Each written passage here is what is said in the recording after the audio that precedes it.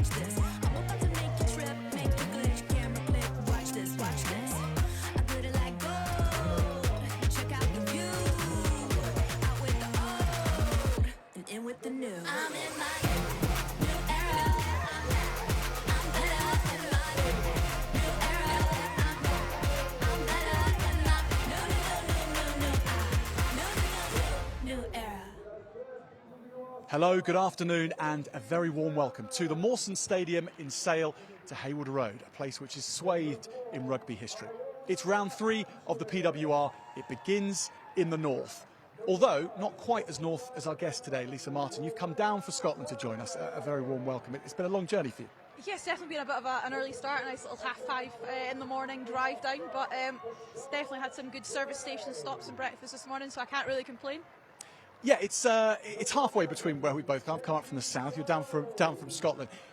But Trailfinders and Sale Sharks, they've become a home for a lot of Scottish players as well. Why have so many players gravitated to those two clubs from north of the border? I think it's just the coaching that's there. We've heard this week from the likes of Holly Aitchison that, the coaches who've got involved there have got real visions and real images of how they want the clubs to be playing. And I think that's what excites the Scottish players. And coming myself from playing up in the north still now, it's definitely significantly better than is up there at the moment. And I think we're seeing the differences that playing in such a high-level league has done. We saw how successful Scotland were in the World Cup, and I think that is down to these players playing week in, week out, alongside and against high-quality players. Well, kudos to you firstly. 6 years after your last international cap, your 50th, you're still playing club rugby in Scotland. Very impressive. What is the scene like there, though? Obviously, the PWR is the place to be for all players around the world. We're seeing that right now. And Scotland, no exception. But how long before you can see a time where professional players are maybe playing in the Scottish Prem? I think at the minute the product of the Scottish Premiership just isn't quite there. I know we're trying to encourage our players to come back north of the border, but until the levels of coaching, until the levels of support, both financially and from a structural point of view, or in comparison to what is down here in the PWR, I think it's going to be at least another 5-10 years until you're seeing the majority of names on a Scotland's team sheet with Scottish clubs aligned to them. Yeah, well, a conversation to pick up in a few years, but interesting thoughts. Today, though, we've got two teams, 2 wins, or 1 win from 2 and 1 loss from their first game in Trailfinders. What have you made of both teams' seasons so far and their performances? I think we saw over the summer a lot of new signings, a lot of new faces on both teams, and you've got to say Sale have embedded these new players a bit more successfully than Trailfinders. Obviously, they've had a bye week last week that could have gone to their advantage in terms of they've had another week of training to embed these new players, but there's nothing quite like playing games week in, week out that really tests those new partnerships and those new combinations. And I think there's some great combinations that have come in this week on both sides that will be really exciting to watch and see how they work together. It might be said that Trailfinders have got more work to do to catch up after the loss and the bye week. Their selection has seen 2 new halfbacks moving, Claire Gallagher and Ella Amori. So what are we expecting from them that we didn't see 2 weeks ago against Exeter? I think Ella brought some real great tempo off the bench, and I think that's maybe what was missing. Trailfinders in round 1 did a lot of kicking off of 9, a lot of box kicking, which meant they really struggled to relieve pressure in their own 22. The likes of Isla Norman Bell, I don't think she actually kicked once from an exit there. So seeing Claire Gallagher come in on her debut, obviously moving down from Leicester Tigers, it'll be really interesting to see how does Trailfinders' attack change, how does their exit change, and can they, transfer the pressure onto Sale. The Italian international Beatrice Rigoni is in the Sale team. That's going to change any attack because of her levels of creativity. You must be very excited to see her. What should we, can we expect anything from her? Is it always the unexpected?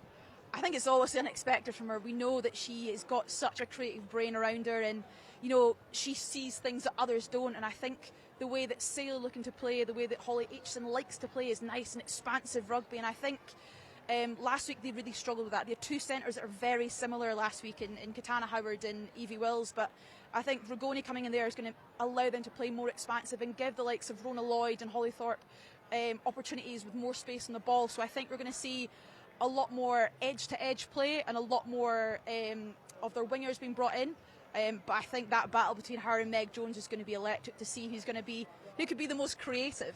Yeah, that is going to be one to watch amongst quite a few. We are going to build up to kick-off, but today, of course, this weekend is Remembrance weekend, and in Sale we have the honour of having two players in the armed forces serving at the moment.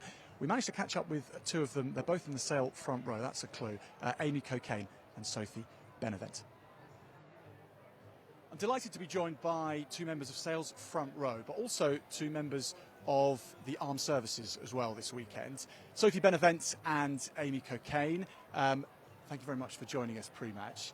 You're laying the wreaths ahead of the match today, and I wonder how, for you both, does it feel different to another rugby weekend this, given your dual roles and your week life and then your weekend life? Yeah, I think it's a great opportunity for us to kind of put our two careers together. You know, obviously both being in the forces and then both being rugby players. You know, take that minute to reflect on what it means to us as well. But I think when it's the opportunity to kind of stand up and show that you are in the forces and take pride in that. Obviously, I get to do that when I play for England and we stand to attention for the anthem. But this is just another opportunity to kind of highlight the fact that we are in the forces as well. And Sophie, do you stay conscious of that during the match at all? Is it on your mind? Yeah, I think it's something that is really important, especially with like having a dual career and then, you know, balancing both and then being here on the weekends and at work during the week. And like showing other people, especially in the military, like what we can do outside of work. It's just it's a great display of sport, really. You're, of course, a corporal, and so tell us about your working week leading up to this weekend and what you do day in, day out. So I'm a nurse and I'm based at the Royal Centre of Defence Medicine in Birmingham. I work on AMU, so full-time, and I work with other military nurses and NHS staff, and we just take care of NHS patients and military alike, and then just ready for whenever we need to be deployed. And so hours-wise, Monday to Friday, how do you fit it in with rugby? So I'm really lucky I get support from my unit to be released to get to training on time, because obviously it's a bit of a commute from Birmingham.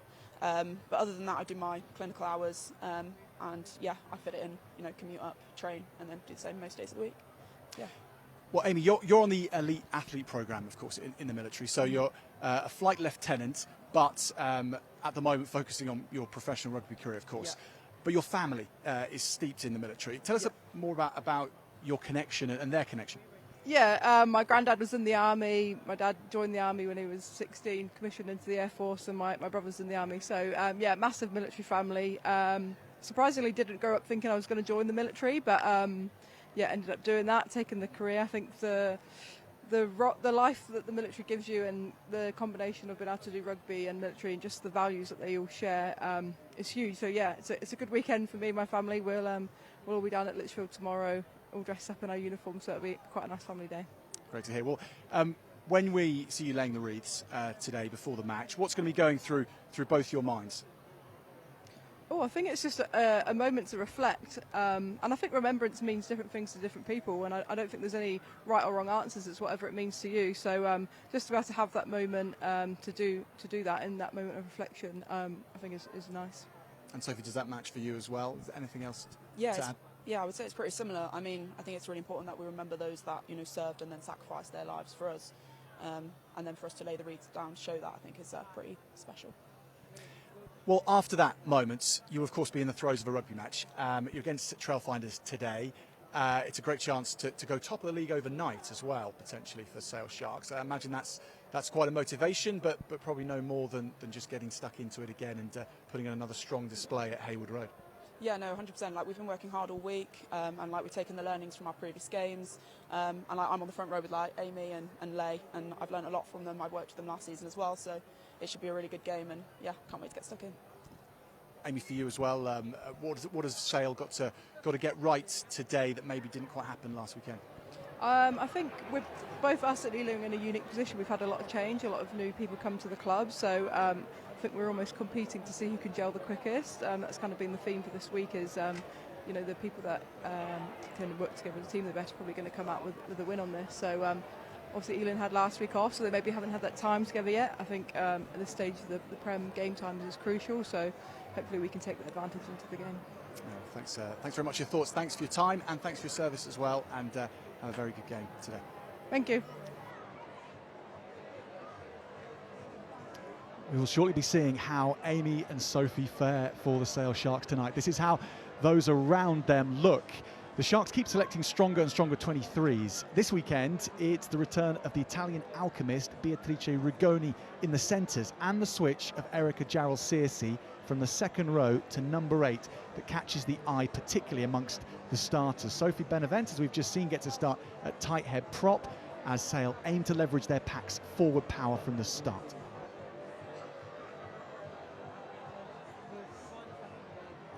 From the bench today, all the focus is on Georgie Perez-Redding in the number 22 jersey. Her injury turmoil over the last year and a half is hopefully, finally, being put to bed, and she'll make her first appearance in a Sale shirt in 16 months. For the visiting Trailfinders, Barney Madison has switched things up at 9 and 10. Claire Gallagher, the Canadian international, comes in to make a debut for the Trailfinders after her summer switch from Leicester Tigers. That's in place of Isla Norman-Bell, whilst at 9, Ella Amory gets a start after bringing zip and control to Trailfinders' play versus Exeter. Amory is the highest ever Belgian international player to be competing, either men or women, at this stage.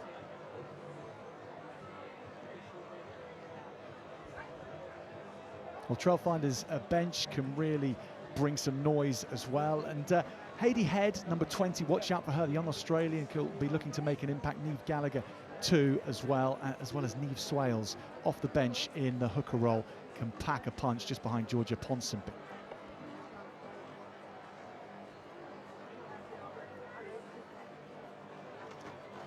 What a setting in Sale. The sun is cast across the pitch, this old famous pitch, the rafters and the roof that wear it all. And here come the Sale Sharks.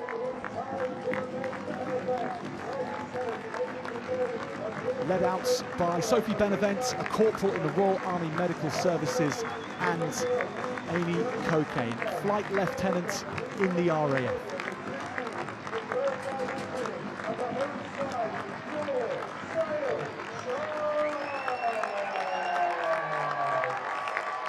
Meg Jones, Kate Zachary and the Trailfinders wearing the poppy proud as well in this weekend, when we remember the armed forces, their families from Britain, from the Commonwealth, from all over the world, including the emergency services and all those who have lost their lives as a result of conflict or terrorism.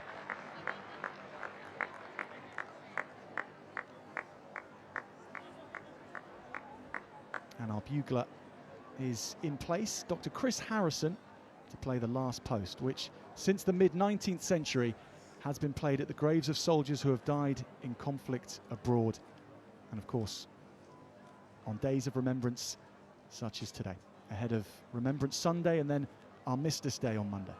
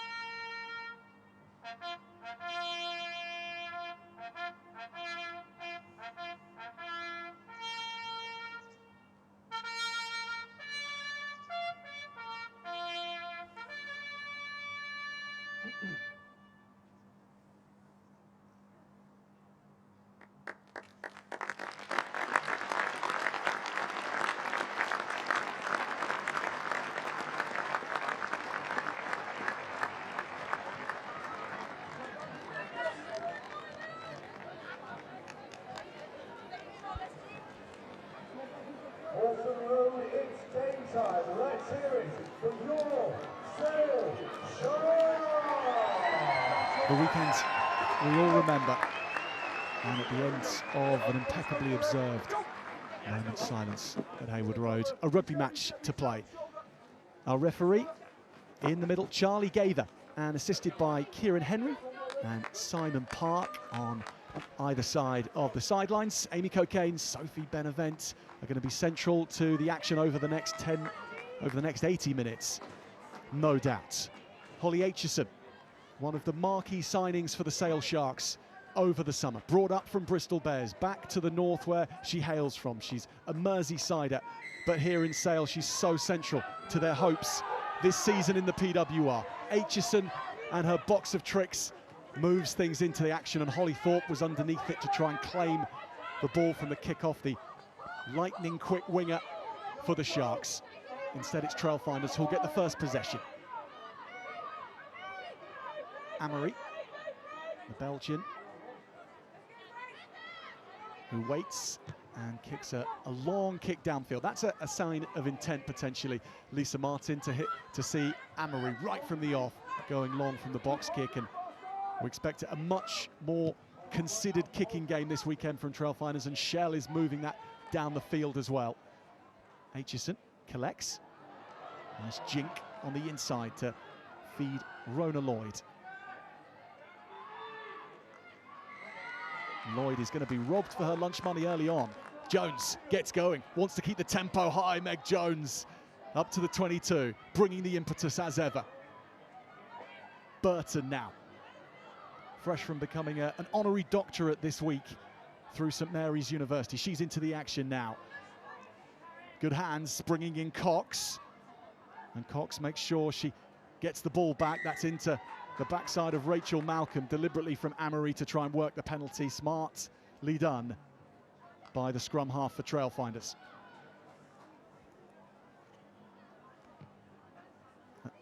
And Meg Jones taking the kicking duties as well, and she's really been working on that with Stephen Shingler, the kicking coach at Trailfinders.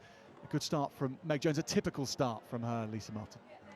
I'd say so, yeah. I think she's looking to play with real tempo. I know we spoke about her before match and how important she is to this Ealing Trailfinders attack, and we've already seen multiple facets of that already. And you know, this could be an exciting play from a back's point of view, but I'm very, very sure it's probably not going to get much outside of this maul. So Trailfinders are working this forward there up to the line, and they're muscling their way over. The Trailfinders on the road are showing Sale what for up front. And coming up with the ball at the end of it, a Blackfern. Georgia Ponsonby.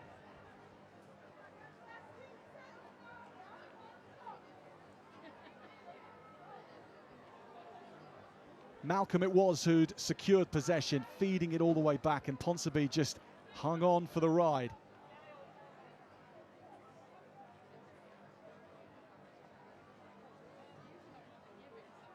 Statements don't come much more persuasive than that about Trailfinders' intent and what they've been spending the last 2 weeks doing. I think definitely so. I think the game in the first round, we'd say they were definitely off the boil, and you know that you say that is a statement of intent. They've showed they want to play quick, they want to put Sale under as much pressure as possible and really ask a lot more questions. Well, Stephen Shingler alluded to Meg Jones' place kicking when I had a conversation with him in the changing rooms earlier. I thought he'd misspoken and that actually it was out of hand that he meant, but Jones taking the shots on goal today, taking on so much more responsibility this season at Trailfinders. Aitchison goes a little bit further for Thorpe to chase this. Grace White dives down on the ball. There's Alana Borland waiting for her moment. The Blackfern as well. Amazing to see Blackfern starting to come over to the PWR too. Amy Rule was the first one to break rank. Alana Borland, the second. Ponsonby now. This is a one-woman contest from Charlotte Frey, and she's won that back. 1 against 4, and Frey just kept hammering on the door. I think it was just a long time taken there by Ella Amory to set that up for a box kick, and the referee just wasn't happy with the time that she was taking there. So again, this is a great attacking platform on the left-hand side here of the scrum for Sale to really see what sort of an attacking platform and what sort of attacking mindset they're going to go.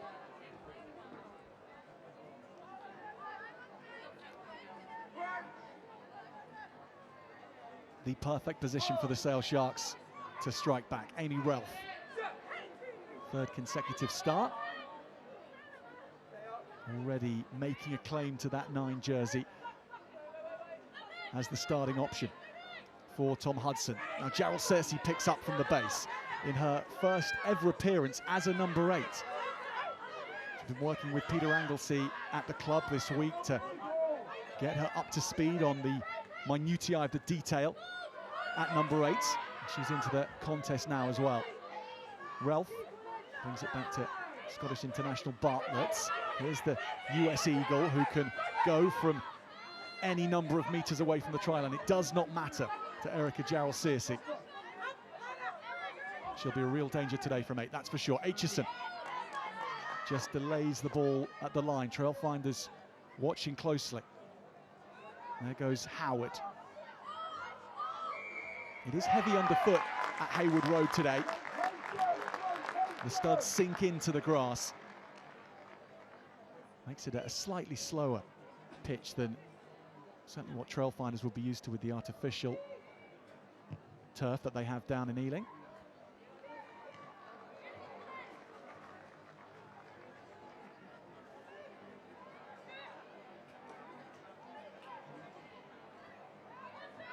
Olivia Leatherman, another US Eagle from Ohio in Trailfinders ranks. There's Scots aplenty, Lisa, there's Americans too. It's a home for United Nations Trailfinders at times, but they've got that task to make it work this season, and they've got a great chance to.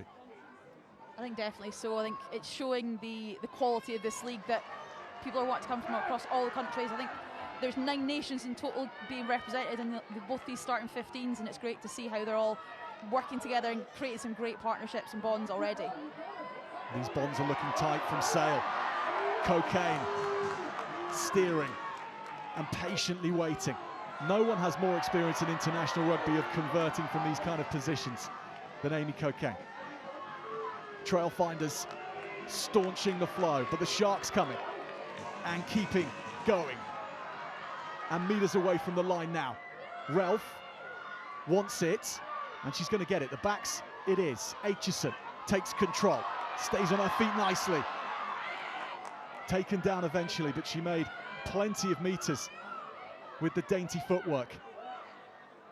Now the forwards set to go and set to try and muscle over. They've got the figures to do it with the likes of Childs and Talling and Antwis as well, but the next pick denied. Here's Antwis. She leaps for the line. Another shot out. Grace Moore doing some good work in defence for the Trailfinders. They've got to time this right. Rigoni wants it. Are Sale going to give it to her? They're going to change things up and go back to the right-hand side. Aitchison, Duffy and Rona Lloyd to dive in. Lloyd scores again in the colours of Sale Sharks. She's been away on a French adventure for 4 years, but on her return to the PWR, she's got another try-scoring streak to be proud of. 3-3 for Rona Lloyd.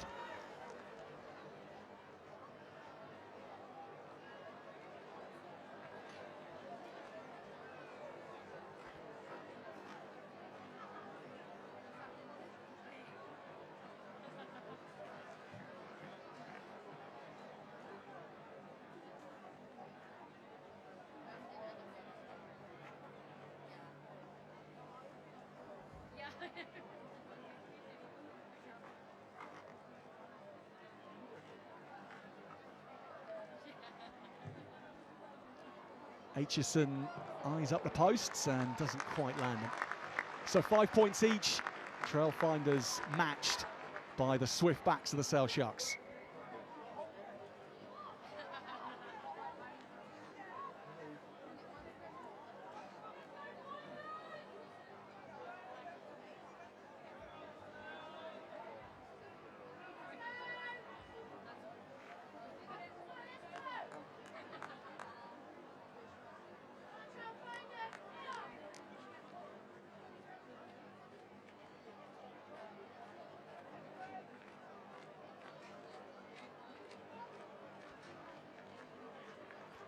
Rona and the Whales, she's known at Sale Sharks for her fondness of singing songs, writing them and keeping everyone entertained.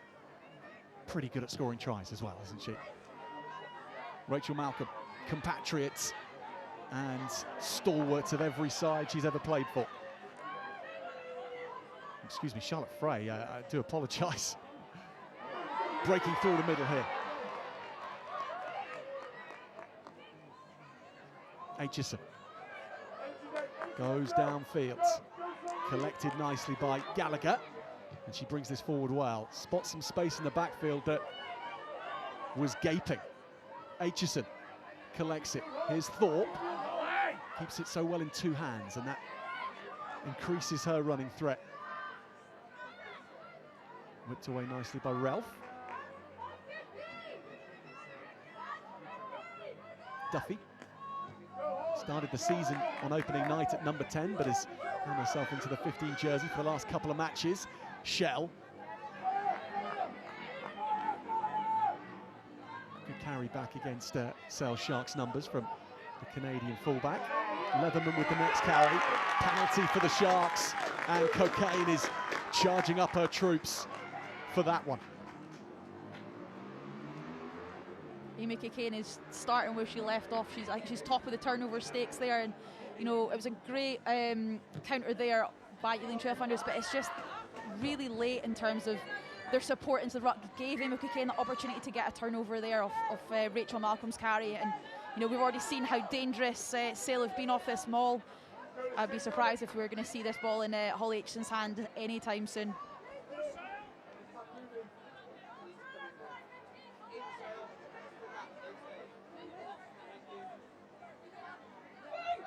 Cocaine to Gerald Searcy at the front. It's disrupted. Frey has to rip it back. Trailfinders turn that one over. The line-out battle, Lisa, is all important, because if Sale are to have a nudge at the scrum, and looking at the pack selections, that might well be the case today, Trailfinders have got to make this working line-out. 90%, 95% success rate. Oh, 100%. You know, you can't really have much of an attacking platform for the backs unless you've got a set piece that's functioning well. And so far, you know, touchwood, Ealing Trailfinders have been successfully, you know, winning lineouts. It'll be really interesting to see the next couple of scrums and see who gets the foothold and upper hand there. Nicely worked back to Grace White, who charges for 15 metres. Amory, Burton bundles over Gerald Searcy and still goes. Abby Burton breaking free and heading for the line. It's a Burton special. Knocking players out of the way and seeking the try line.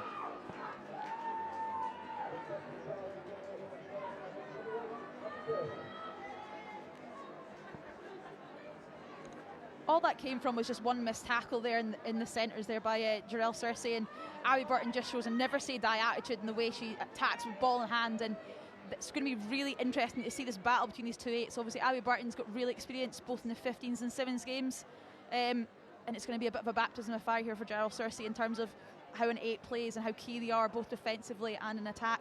But at the minute, you've got to say Abby Burton's got the upper hand in the 8 jerseys right now.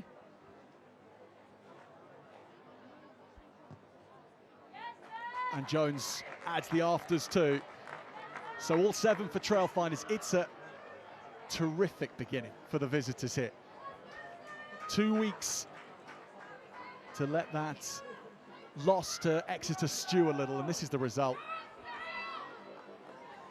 You probably say in round 1, Ealing Trailfinders were a little undercooked, obviously with all these new faces and new names that have come in, but like you say, this bye week last week seems to have done Ealing Trailfinders all the difference, the way they're able to work together, and everything just looks a lot slicker and a lot more on point.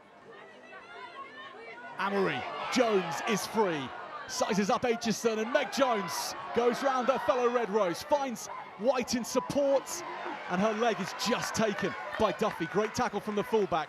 The Trailfinders on the hunt again, more with the carry off Borland's pass. Amory, they want to strike here and hit 3 in quick succession. This goes to ground. Shell, Rigoni tries to intercept. Burton's pass Just goes to ground. First is just your It's goal. high pace, it's high tempo, and it's working for Trailfinders. Oh, 100%. I think we're now seeing what intent and the way that Ealing Trailfinders are really looking to play. Obviously, it's a great break by Meg Jones here, and just that offload back on the inside to Ella Amory is brilliant. And it was, to be fair, you've got to give Sale some credit there. It was a great scramble defence and really put Trailfinders under a lot of pressure, especially on that edge over there. And again, we're going to see scrum time, and let's see what front row gets the upper hand here. Crouch. Amory looks for the instructions. Bind. Sale, who are under all sorts of pressure. Stay up.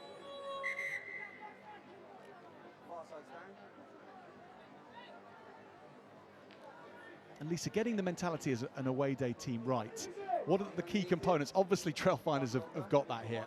They've come out like the clappers. I think that's the thing, is you want to take control of the game in the first 10 minutes. Obviously, we know it's been a bit of a long journey. You want to get that journey out of your legs. And they know that they've got a lot of potential, and they've got to put down a marker. You know, like we said previously, a lot of big names are coming here. There's a lot of expectation on them. And I think they're definitely living up to that at the moment. And it'll be really interesting to see, is this just a flash in the pan, or can they maintain this for the full 80 minutes? Amory with a solid platform to work from. Jones to the line, and then it's pulled back nicely. Coming into things is Fran McGee for the first time. Shell gets the pass back, and then Zachary takes over, and Zachary zeroes in on the try line. Shell is there, and she places it just short. Trailfinders swarming once more, and McGee follows in for the sneakiest of follow-ups from the winger. They are playing like an express train that has come out of Euston and has found its way to Sale. It's the direct route. I suppose coming off the back of the World Cup, we're used to seeing Francesca McGee with some absolute worldies, running them in from 50 metres. I think this has probably been the one and only time we'll probably see Francesca McGee score from the pick and go from 1 metre out. But at the end of the day, it was a great offload work forwards and backs, and just keeping that tempo high meant Sale were really struggling to reset themselves defensively. And there was just a gap there that Francesca McGee spotted, picked up the ball and just went, got that over the line.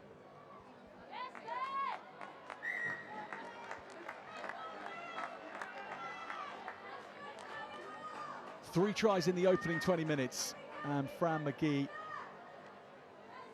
makes sure her first involvement in the match is a try-scoring one.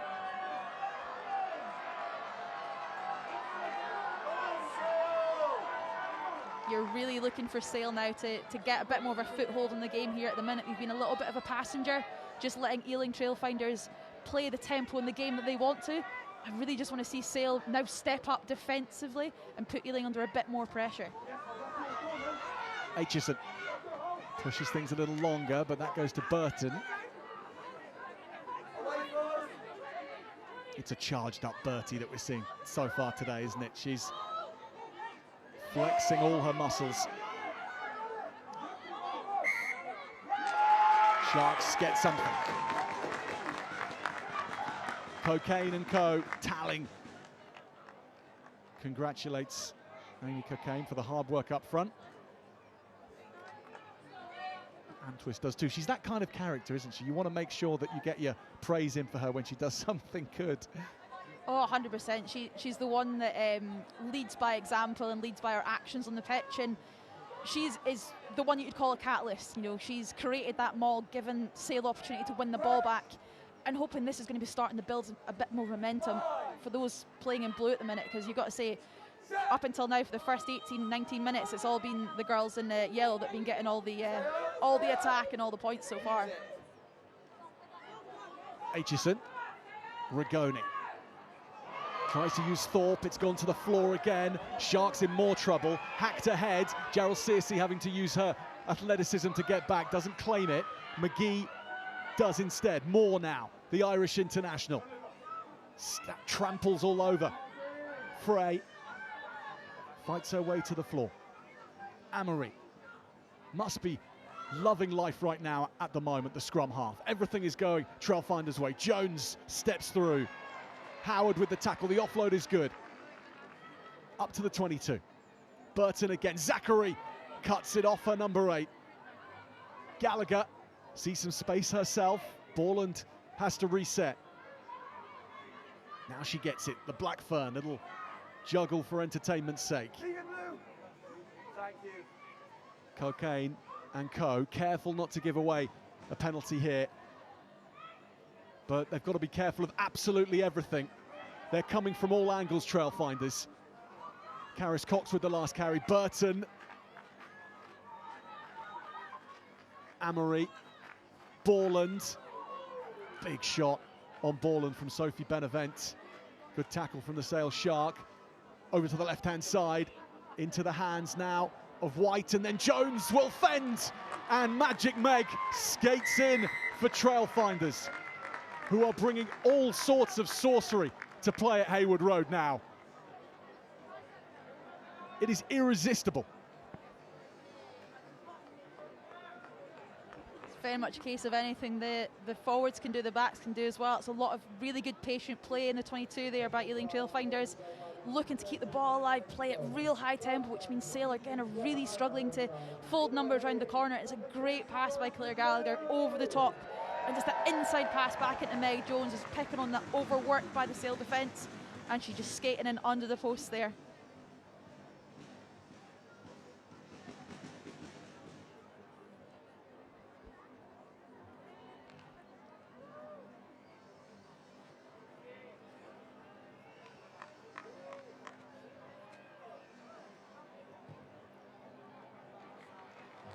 The travelling Trailfinders already with the bonus point up in Sale. Jones converts. And she said this week that what brought her back down to earth after the World Cup, Lisa, was that her washing machine broke at home. So she's had to be doing her laundry in the club. Trailfinders have been helping her out for that, making sure that she's got clean clothes to wear. It's all adult problems, isn't it, at the end of the day? Like you say, it brings it definitely back down to earth. You said when you're in camps, everything gets taken care of. You get told what to wear, when to be there, what to eat, and now, yeah, like you say, washing machine doesn't work. That's a definitely big problem for a pro rugby player who's training 5 days a week. That is the universe balancing you out, isn't it? Slightly. Just a little bit, but I'd probably say that it's still in her favour with the gold medal. Exactly. There's a heavy weight of that gold on one side of the scales. Duffy hoiks it high. This is knocked on though by Gallagher. Something doesn't go Trailfinders' way, and Jones just hacked it forward to make sure it was nothing to play off for Sale.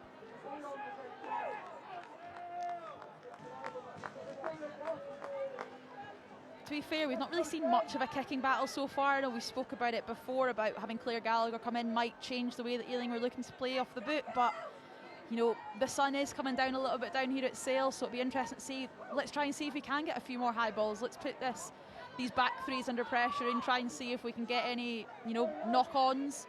And you know, this might be the way that Sale get themselves back into the game, because so far they've been a little bit off it.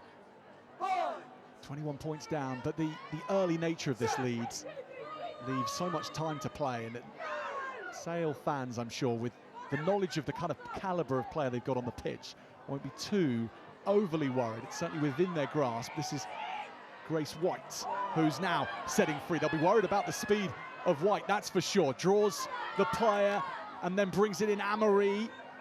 Ponsonby in support now. Already has one score from a rolling maul. In a little more free space here. White has to play scrum half. Borland boulders through now and then gets the offload to Leatherman. They are ransacking Sale at the moment, the Trailfinders. Ponsonby, good pass. Zachary looks for support. It's almost there from Borland. Shell will tidy. Still here for the Trailfinders as they seek a 5th try. And they roll this close again. Moore needs a half a metre more. Then the next wave, repelled though Burton places it back. So many options. To the left they go. Meg Jones lifts and then passes to McGee. The whistle is the only thing between the Trailfinders and another score. Utterly rampant at the moment. it's just the passive tackles we're seeing from Sale. Obviously, it came from a great kick return there by Grace White, just spotting a gap through the middle. And again, let me say that this offload and hard work that Ealing are having there is really, they're getting the rewards from it. And like we said, it's the passiveness of the tackles on Sale and the post-contact meters that Ealing are able to get is allowing them to just keep that tempo high and keep Sale on the back foot. So they just can't assert any sort of dominance there and really challenge Ealing at the minute. It's just really unfortunate. It was that last pass was just a little bit forward, but it's a really, really difficult area now for Sale to try and exit from.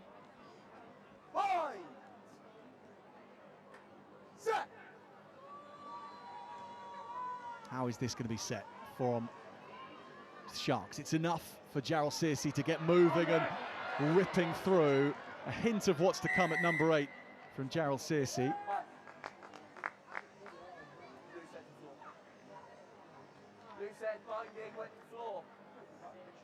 And that's Olivia Leatherman, who went to floor in the scrum. From the Sharks' perspective, Lisa, we've seen Jarrell Searcy make that solitary charge, really. It does make sense to move her to number 8. You can see that Sharks thinking, get her hands on the ball as much as possible. Oh, 100%. She's so explosive with the ball in hand. Obviously, we've seen it in the World Cup and the tries she scored there, and obviously the try of the week she got in round 1 of the PWR. She is electric when she's got the ball in her hand. So, yeah, get her out the second row, get her head out in a bit more space, a bit more air, and give her hands on ball. And, you know, the Sale attack is keeping her in the wide channel as well, which, again, is a dangerous position for her to be in. Nothing wrong with that line out. That will please Tom Hudson, no doubt. And a penalty too. Maybe they're stabilising, because it has been free fall for the Sharks in the opening 26 minutes. The canopy just opening slightly and they're rebalancing. Wonderful to see the terraces here at the Mawson Stadium in Haywood Road, so full for the Sharks and for the visitor Trailfinders. It's a handsome looking place, this, isn't it? It definitely gives you the history of rugby vibes. It makes me feel like I'm back in the borders in Scotland, to be completely honest with you, but this is where rugby begins, and it's really exciting to see that, you know, women's rugby is getting to play in such a historic venue as well. Aitchison back inside. Lloyd, she can make a difference to Sale.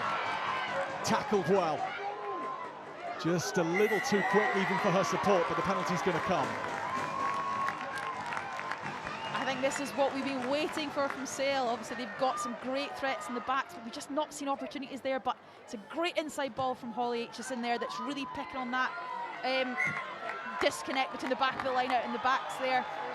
And, you know, Sale are building their way up the pitch and they're finding themselves now in the 22. So let's see if they can convert this pressure into some more points. 26 points to 5, and Sale with really just their second visit to the 22.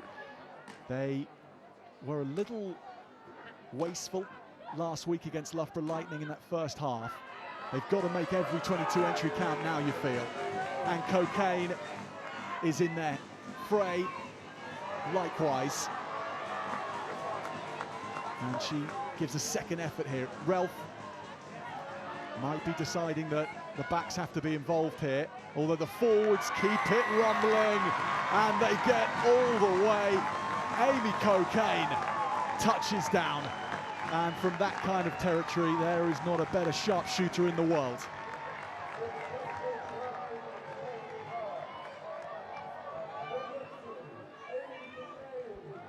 Again, just showing real patience here in the maul. They're really working to try and find a soft edge on Ealing here. Obviously, they're going into the left, and then, you know, to be fair, it was really great work from Borland coming through the middle, trying to put some pressure on there on Amy Cocaine, but she realises that splinters off and just actually goes straight through the middle of that maul and gets herself over the try line there. No backs required. That kind of performance from the pack of Sale. On this way back for Sale, conversions will be crucial. Aitchison nails this one, just as she did at the end of the match last week against Loughborough Lightning in the 85th minute to get a losing bonus point. you'd really be looking for Holly Aitchison to keep improving on her goal kicking percentages. Obviously, she's doing a lot of work. She said earlier in the week that she wants to be a 10. She wants to be looked only as a 10. So that's maybe one area of the game that she needs to improve on is her kicking accuracy and percentages out posts. Now Childs takes it. Katana Howard. Her direct route of travel will be very important this afternoon to centre things. Here's Rigoni and her collective gifts too on her return.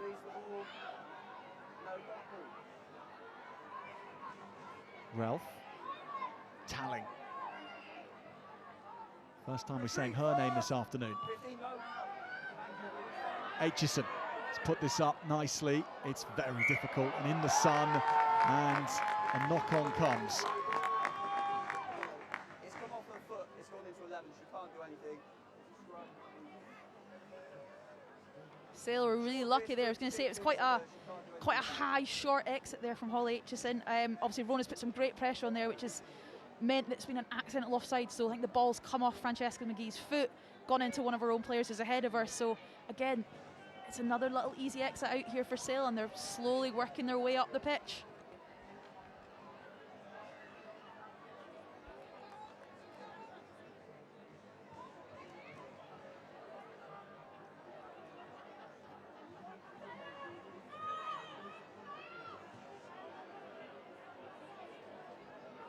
And there is Zachary and Burton. Yes, Abby Burton, now an honorary doctorate of sport. And she picked up that award this week. And she had Meg Jones and Celia Kwanzaa as her stand-in mum and dad for that occasion. So congratulations to her. And congratulations for the quality of this start from Trailfinders. And they want more here. Zachary, Jones. Just with White on the outside, White against Thorpe. White sets her sights down the gunnels and she finds the space, running it all the way home.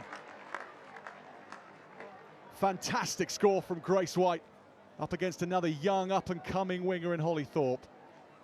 White wins that battle hands down. That all came from great work from Ella Amory off the back of that scrum. Obviously, she's realised and probably looked at the tapes and knowing that Sale like to play stuff out the back, so she's actually done a great nines cheat line and got on the way there and caused a bit of hassle in there, which has caused the turnover. Got the ball to the edge, and when you've got pace like Grace White, give that girl the ball and just let her go. It's a great fend on Holly Thorpe. She'll probably not want to watch that again, but fantastic to see the potential coming through of these youngsters already, playing at such a high, great stage already.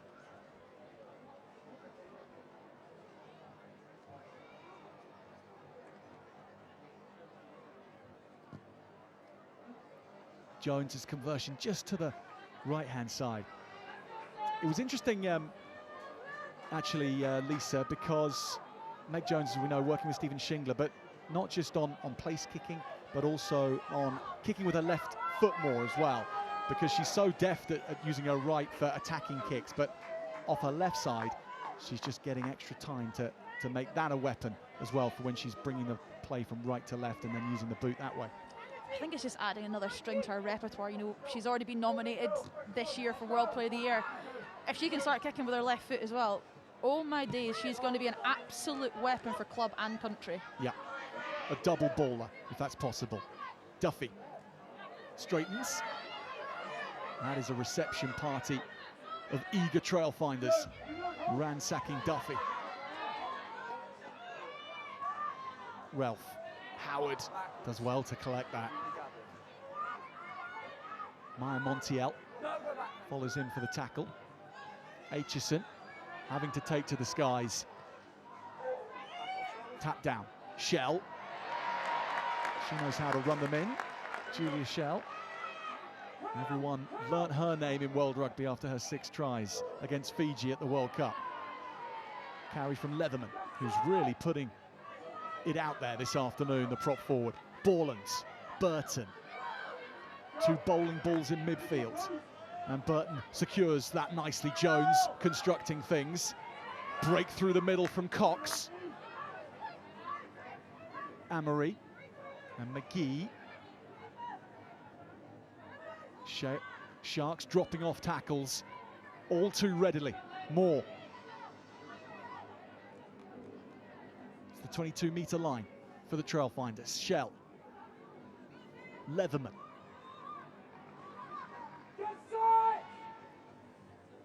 Shell at first receiver. White. They are oscillating at an exceptionally high frequency, Trailfinders. Zachary wise to hold on to the ball. Burton again. And Trailfinders must be having so much fun out there this afternoon. They're playing like it. Ball and more meters made. The stats of this first half will be off the charts. Zachary, Amory, no one working harder than her just to keep up with play, Ella Amory. Gallagher to Moore, thrown to the ground. Sale have to stop this attack from yielding another try, and somehow, by the crook rather than the hook, they do stifle them. I think you might have jinxed them there. It was great, again, high tempo play. If the ball's available to get away from that ruck, either Ella Amory's there, I think we saw Claire Gallagher going a couple of times, and Meg Jones again. And Sale just really need to try and find a way to slow Ealing Trailfinders down, because at the minute they're just chasing shadows, and Ealing are just being able to find easy meters, so whether that be through contact or through little gaps that they're finding, because Sale just haven't been able to get the time to set their defence and put Ealing under any sort of pressure.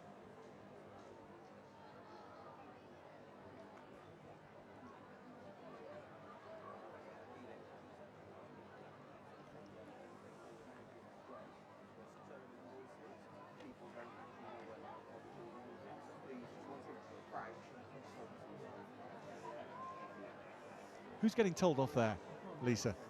I think the entire Ealing pack for apparently talking too much at scrum times. Apparently the ref isn't happy with all the excitable voices, you know, trying to ramp up at scrum time, so it just means apparently they can't hear the calls for the scrum times, so yeah, apparently being too energetic is a bad thing now. It's a telling off for both sets of players, and that's when you know things have reached the highest point. And Charlie Gaither has decided to intervene. I don't know how Trailfinders or the Sharks have any breath left to be chirpsy or overly communicative. It is breathless rugby, exhilarating. 31-12 for Trailfinders. Sharks having to get out of this sticky situation. Gerald Searcy, no better way to do it than with the ball in her arms. Or at the feet of Holly Aitchison. And that's a decent nudge forward to find the sanctuary of the sidelines. It's a great exit there. Nice, simple, easy rugby. Jarell Searcy does so well to get outside Rachel Malcolm and try and tie in some of the defenders in the back line there. Again, one simple pass, straight back to Holly in the 22, kick it out, relieving some pressure. Ponsonby to the back of the line now, trying to find her fellow Blackburn. Amy Cockayne kicks it forward. Jones, little dance to go round the first, and that was Amy Ralph. Rowena Talling is doing her very best to destroy that ruck. It's so frustrating, like I say, Marina Talling's done such great work there, but Leah Bartlett needs to roll on the floor and clear up that ruck area so she can be rewarded for such great work and great effort to not only, you know, put pressure on that ruck, but actually even get there as well.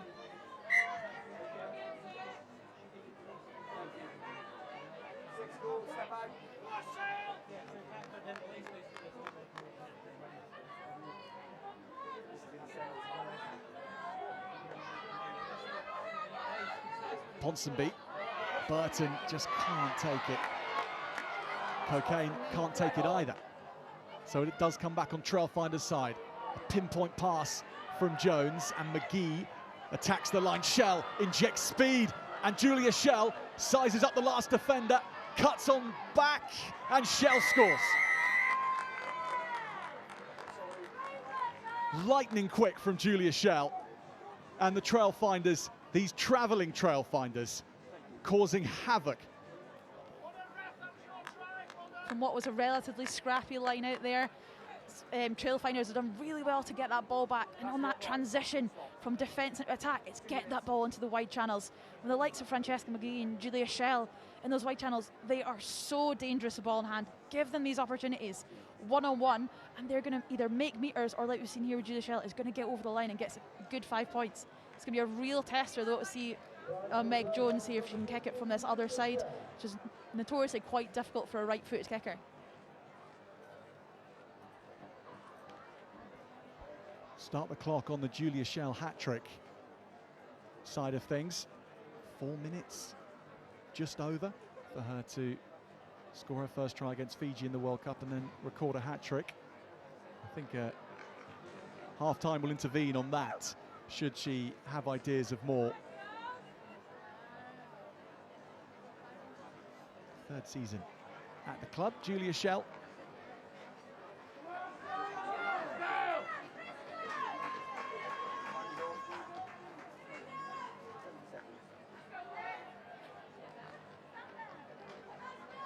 I think over the past couple of seasons, we've really seen Julia Schell shine, actually show how much of a running threat she is from 15. Obviously, we know she's got a bit of a boot on her arm, she's got a really good scanning ability there, but just seeing her with ball in hand is so exciting. And I think that's a bit of her game that she's really added on, especially off the back of the World Cup, and like you said, with that ridiculously quick hat-trick against Fiji.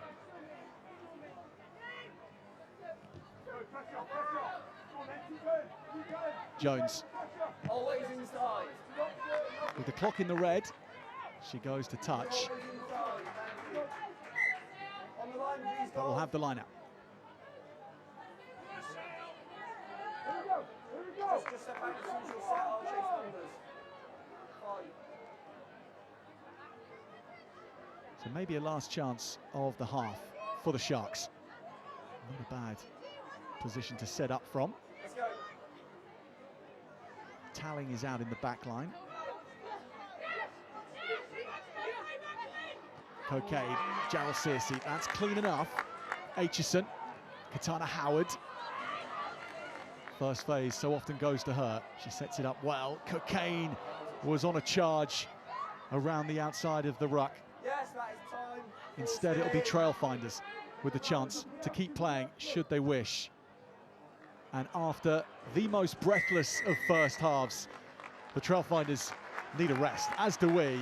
It's been scintillating stuff from Meg Jones and her team up from London on a day out in the north, and they are enjoying themselves. Lisa, what a terrific half. They have definitely shown up, I think. They've put the round one to rest, I think. Like I say, they were probably disappointed with their performance in that round, but oh my goodness, that first 20 minutes, they were electric. The tempo they were playing with and their just ability to put Sale under pressure has been fantastic. And you know, you've got, from a Sale point of view, you want to try and get momentum and get a foothold in the game. There's been little snippets. They've been great in there, but it's, like I said, it's been snippets. They want to get some phases together. They want to be able to put Ealing under some form of pressure, because at the minute, Ealing are getting a free run of it, and at points it looks like it's an unopposed game they're going against. It has felt like that at times, hasn't it? 31 points to 12. Let's recap as to how we got here. And Lisa, your thoughts on the way they're scoring so many of these tries. There was a general theme after this first one when Ponsonby goes over, and that was a statement enough that the pack were here to take on Sale. You just got to look at everyone in the pack at Ealing has World Cup experience from this summer, and they're really showing it. Just their patience, their ability to build that ball, and then they were just really great on that. And obviously Sale were patient with the forwards there, but it was just that ability to read the defence and come in and get it out to the edge, and I think it was great 2v1 it there by Lizzie Duffy. But Abby Burton just absolutely tore away as well. It's just that never say die attitude in terms of in contact, and it's just her ability to make so many meters beyond the tackle has just been a real threat, and it's just offload central as well. They make a break, they get behind Sale's defensive line, and they look to keep that ball alive.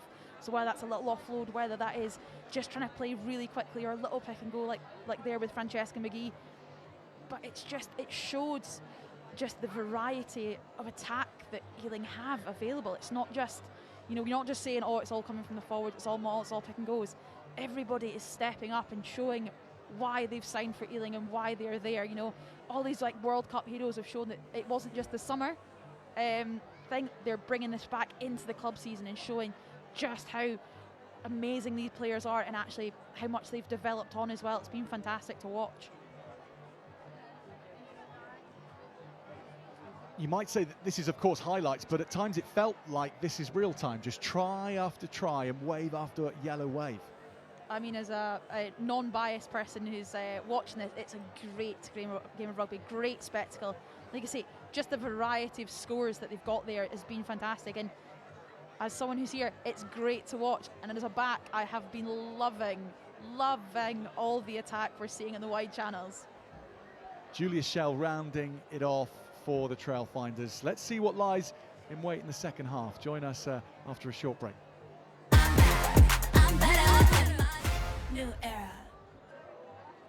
For the enemies, I'm taking them apart. I'm a young boss, got me feeling like a rock. They can never match it, they can never stop. Cause I've been really giving everything that I got. Cause I've been working on a plan and a plot. Over with the killers and we going to the top. We blowing up your city and your mic can't drop. Cause we are never quitting, we are never giving up. So the enemies, I'm taking them apart. I'm a young boss, got me feeling like a rock. They can never match it, they can never stop. Cause I've been really giving everything that I got. Getting every day. I'm the new leader, it's time for a change. I'm better than my new era.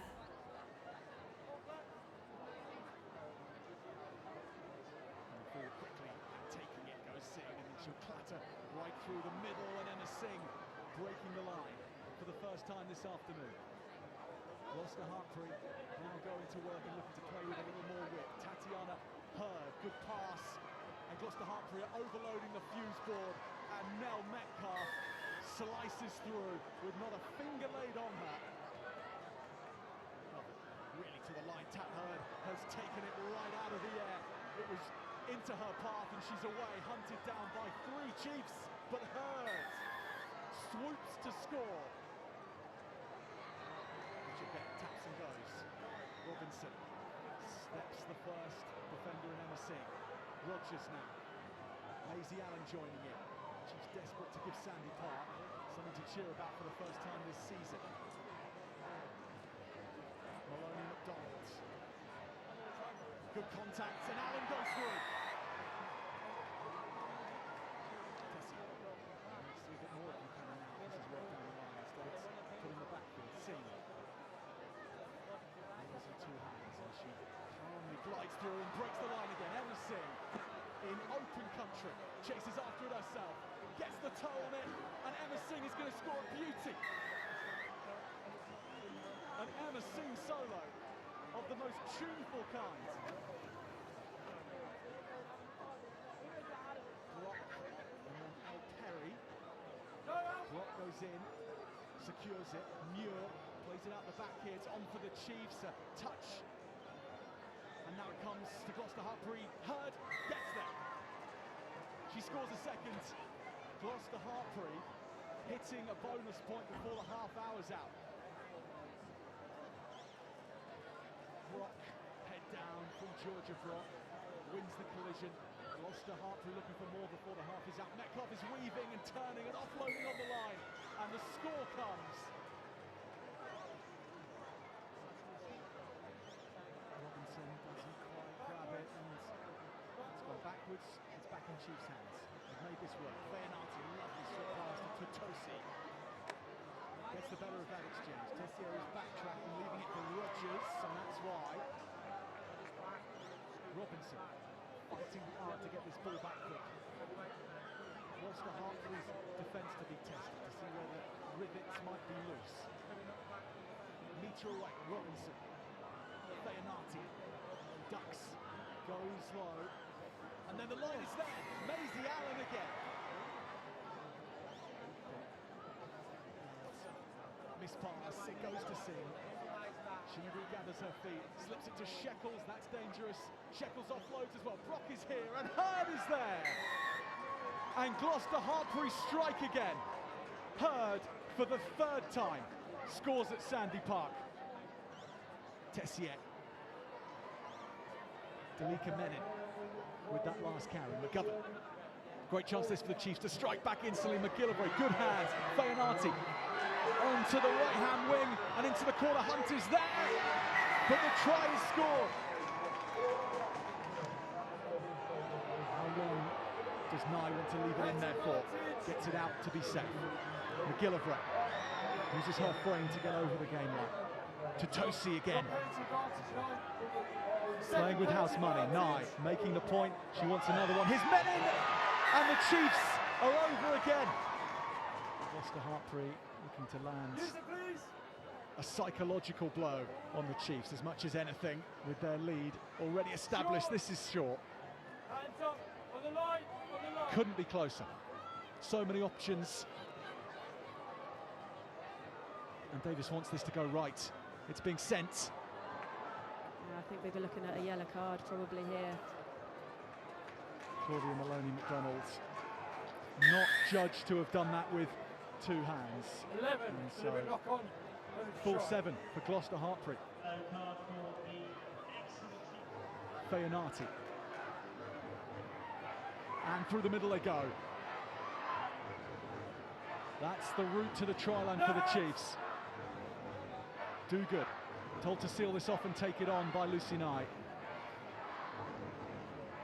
Dare here. Nye waiting for the orders from outside her. The forwards in the meantime will have their fun. Speaking to some of the girls, I was like, is it possible to get goosebumps on your face? Almost that feeling of like we've made a change here and this is it, this is the change. We were just flying for sort of a couple of days. Just the immense feeling of joy that we'd done it, we'd won this World Cup, we'd done it together. Definitely a moment that, yeah, I'll be thinking about for a long time. I remember the last 2 minutes because I was like, we've got this, we've won, and I just thought my whole body just shut down. I had Ellie Kildun shouting at me and I was like, we've won this, like this is crazy.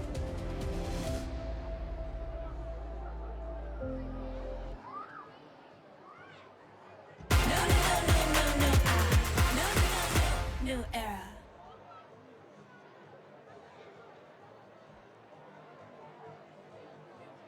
Welcome back, everybody, to Mawson Stadium, Hayward Road, where we are at Trailfinders 36, Sale Sharks 12. So we're going to analyse maybe how we got to this point and how Sale might be able to get out their navigational charts, their sextant, their compass, and plot a way back. But before we get to that point, Lisa, Martin, the PWR started very soon after the World Cup final ended, and everyone was hoping for this kind of action, for the stars to come alive and to entice us all, and that's exactly what Trailfinders have done. The entertainment factor this afternoon, despite the scoreline, Sale Sharks fans, I'm sure, will be feeling a bit sore about that, but they can't argue with how they've been entertained. Oh, massively. I think it's been a great spectacle of rugby. Like you say, so many World Cup names have come out to show here on both sides for Sale and for Ealing, but Ealing have been the ones that have taken the game by the scruff of the neck and really shown the skills and the levels and the standards that they've got and have promised since all the names have come in. But no, it's, you know, Sale have been hanging on, obviously have got a good little bit of momentum towards the end, but it's going to be really interesting, really key for the first 10 minutes of the second half as to who takes that momentum and runs with it. Sale, no doubt. Tom Hudson, Michelle Orange in the court, you know, in their seats where they are. They're going to be crestfallen right now. What have they got to do? Can you dig yourself out of a hole like this? I think so. I think it's great having this half-time because it's a time to reset, refocus and look at, okay, what has worked, what hasn't worked, what do we need to start changing? And they found little bits, obviously. They've got real good momentum with their maul, with their set piece, but it's just defensively Sale have really been lacking. They're just too passive. They're letting Ealing get ahead of steam and run at them. I would love to see Sale to give a bit more pressure defensively. Get off the line, get those first 5-10 metres and really put Ealing's skills under pressure. Hello, by the way, wherever you're watching on from, it's wonderful to have your company here at Sale. This is our position. We're a little bit short of the halfway line, but we're metres away from where we've been seeing Meg Jones. Grace White's been running down our wing here at Sale, particularly Fran McGee came and joined us from the other wing at one point as well, didn't she, with her score. We've got a great seat for all the action. And we're going to see some new faces in the second half, Lisa, surely. Who would you be throwing on from the Sale perspective from that bench? you're wanting girls that are going to have a bit of an impact and be that real catalyst that are going to drive the standards and the level of physicality forward. So the likes of Georgie Perez-Redding, I think, is going to be key to coming on. Sharifa Kosolo as well. Just want more impact, because at the minute we're seeing a little bit of snippets from Erica Jarrell-Cersei and a little bit from Marina Talling, but they need to be more numbers being in that so that they can share the load. So I think those two are going to be key changes that we might see at half-time. Yeah, Georgie Perez-Redding in action for the first time in 16 months. It might be just the kind of fixture for her to get her teeth back into things if she does come on at half-time. Tom Hudson said that this week in training on Thursday, she was an impossible ball of energy in running around in their hard contact training on that Thursday session. And they were reduced in their preparation for this Sale Sharks. They had a 6-week turnaround, which meant they had to shorten their 3 training sessions really into just 2 main training sessions. And you, of course, know better than anyone about how difficult that can be. Are we seeing an effect from that? Maybe a little bit. Obviously, it's not great having the sessions trimmed down, but they'll have gone through and known exactly what key points they'll have to have focused and covered and made sure that everyone was clear on the clarity of roles and responsibilities there. But it's maybe also the fact that Ealing had a bye week last week that's given them that extra rest, recovery, training time for these new combinations to gel a bit more together, that has maybe been the difference, rather than Sale not being able to do as much. But I mean, it's easy for us to kind of comment on it for a bit out here as to what's been happening, but I think these guys are at a standard and level that they won't let that 6-day turnaround be a real issue. It'll happen many times before, but it's going to be key as to what happens off the back of this half-time. Trailfinders are back out. We'll find out sure enough what happens next. Ella Amory, without needing to show off in any way, she was impressive, keeping the pace high.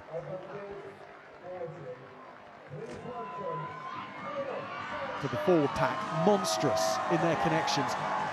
It's been posed across the course of the season that Trailfinders will click, and it will happen at some point this season. I think those conversations were really suggesting that it would be a few weeks before it happened, but this kind of synergy is what they're talking about when the Trailfinders effect is discussed and what damage they could do in this league.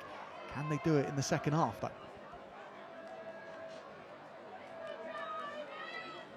Alana Borland. A couple of these Black Ferns players, of course, now in the PWR. And they've been reminding us just why New Zealand are the 6-time world champions.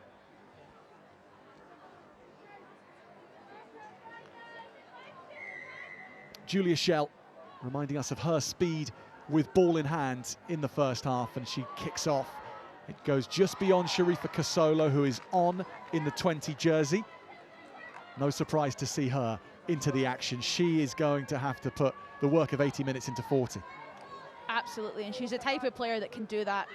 She is physical with ball in hand. We've seen some of the dominant hits she's made in the past 2 rounds, and that is going to be key for the Sale defence to try and get a foothold and try and change the way they were playing in the first half. Stolen line out would help.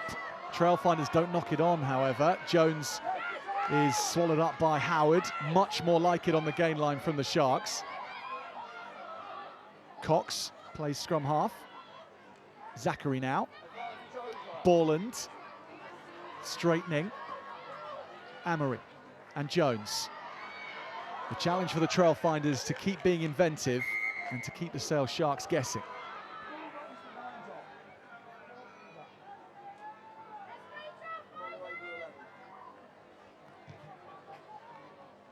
Straight into the corner go the Trailfinders, full of purpose at the start of the second half.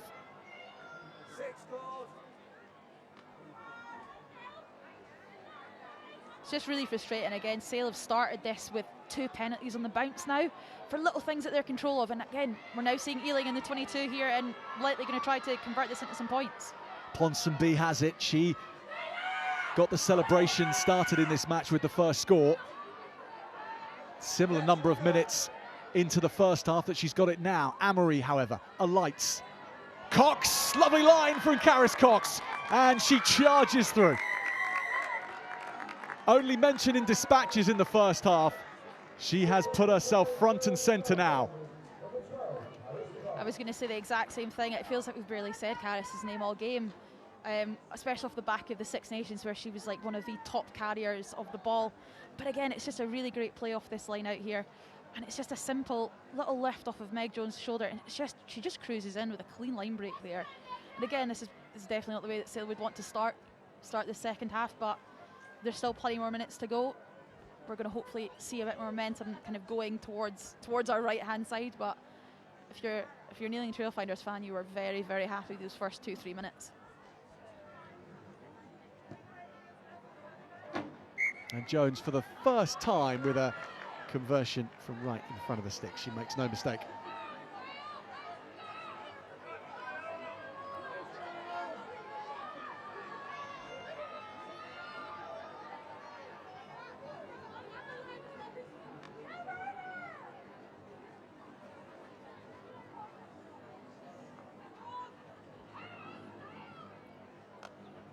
Aitchison, with responsibility on her shoulders to spark something that can maybe change the course of this match. No doubt the Sharks collectively with their heads down. But something can change that, and someone might be able to change that. Duffy at fullback, collects it well. Thorpe goes after this. Taken by Gallagher. Casolo makes her mark on the match and then drives right through Grace White. And she's doing it again, making the next effort to then ruin that ruck. Casolo on a one-woman wrecking mission. Leatherfield. Bartlett takes her opposite number down.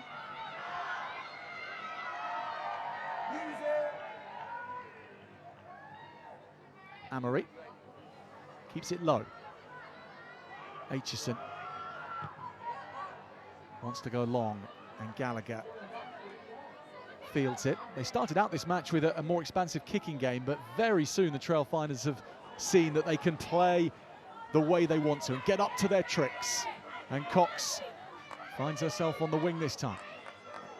Borland's Cocaine rips it and then sweeps it back. Evie Wills on for the second half too, wearing 23.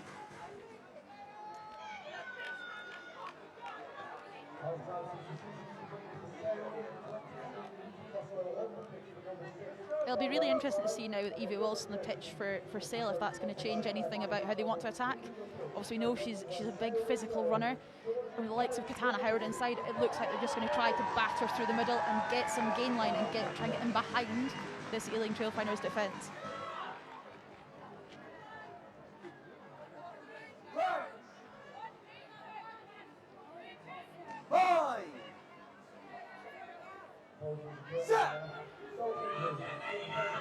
Ralph with a platform that's very solid for the Sharks. Aitchison, she's sent backwards by Amory. Good tackle from the Belgian scrum half. Here's Benevent. Howard, that's a nice pass, good line as well. This is Childs making headway. Gets up to the 22. Wonderful run from Katie Childs. More ambition of that kind of ilk required for the home side. Bartlett, it all slows down. Howard then tries to put speed on it, but doesn't take the ball with her. Trailfinders have it back. Jones wants to play. She will keep driving standards, Meg Jones. The more fun she has, the more dangerous she becomes. There'll be no shutting up shop from Trailfinders. They want to go. Jones with the miss pass. Cox straightens the line, and then McGee under pressure, and that'll go straight out.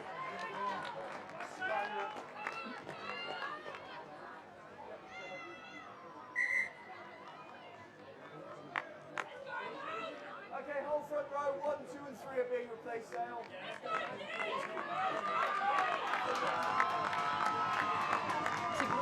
spot by Katana Howard there, just spotting that there was a shooter in that Ealing Trailfinders defence, and then just managed to just get on the outside and again get that line break. But it looks like Sale have brought on the bomb squad here. Yes, Sale's bench, including Harper, Fielding, Nick James. And the Sale bench, as well as the Trailfinders bench, positioned near us, Lisa, and fair to say a fair degree of frustration from those players coming off. Yeah, definitely. I don't think it's not probably been the 40-50 minutes that they were looking for, but there's still plenty to play for here. Again, we've seen little snippets, and it'll be really interesting to see this bench make an impact. Jones has seen a lot of space here. Shell goes right after it. Lloyd is getting back and is quick enough, Rona Lloyd. When she runs without the ball, Julia Shell goes to another level. She's track sprinter levels. It's definitely something that's improved over the past 2 seasons. She is absolutely rapid. She makes it look easy. It looks like she isn't even running that fast, but oh my goodness, you see her in person and she is absolutely rapid and just really adds something extra to that Ealing back three.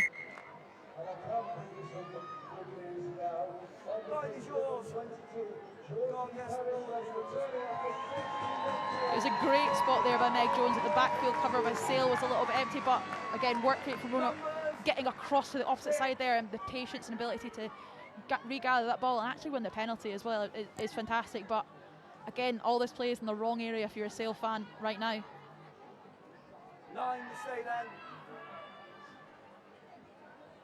Scarlett Fielding throws into her first line out. Casola goes up at the front and claims it well.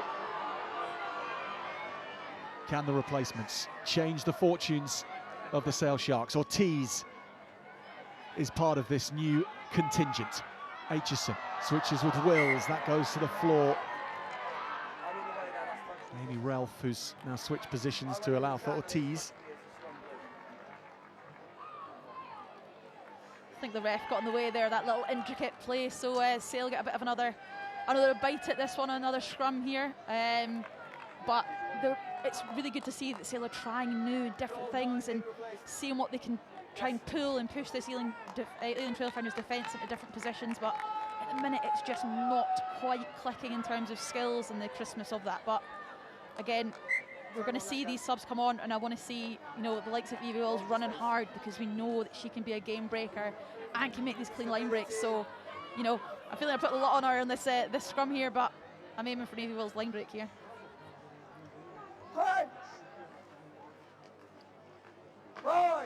31 points behind, 31 minutes to play. The opportunity for these players who've just come on the pitch to turn fortunes around is a big one. And Howard has changed it up here. A lot of space spotted in behind, and if this stops a little short of the line, it would have been just right. It is pretty on point as it is.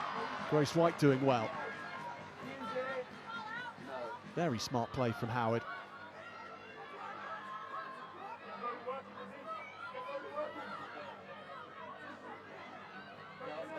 Brooke Bradley on for Amory. And she goes long with the box kick. Aitchison wants Duffy to spread the play. Rona Lloyd is here. Now they need magic from Rona Lloyd, the Sharks. She's taken by Cox. Ortiz. Gerald Searcy just not getting her hands on the ball. Certainly not enough from the Sharks' perspective. His tallying. Ortiz arrives quickly. Duffy at fly half. Tackled by Borland. Straight back up the New Zealander in the line. Needing to try and stop Talling. Aitchison. Harper missed out. Howard threads this through nicely. Shell having to look lively here, and Lloyd was onto her. It's just a great bit of variety in attack here. We've seen Katana Howard kick twice there. First of all, obviously straight off the scrum with the new rules that have come in where the nines can't come off the scrum. It allows him to do that. But again, just spotting the space in behind there and really putting that ball in a difficult position and making Julia Shell make a decision. And again, we're playing in the right areas and hopefully be able to put this this Ealing Trailfinders line out under pressure.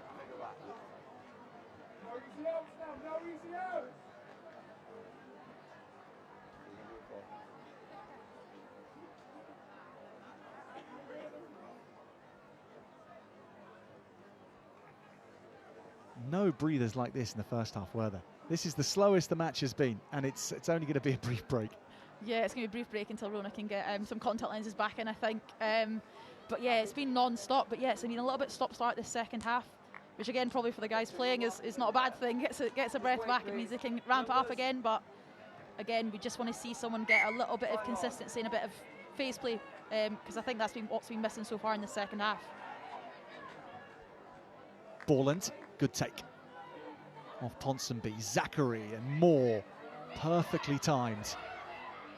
Barney Madison's team have put everything together in exactly the right order so far today. Stephen Shingler, Kim Oliver, also on the coaching staff at Trailfinders. They are having a terrific afternoon. This is a little long, but it's going to land nicely for Ralph. Ralph out to Evie Wells. Ortiz arrives. Counter up was from Shell, I think. Now Nick James joins the party. Aitchison wants the play to go to the left, and this is why. Ortiz, Gerald Searcy waits for reinforcements. One of them is Scarlett Fielding. Harper knows there's that extra yard or two of space to exploit.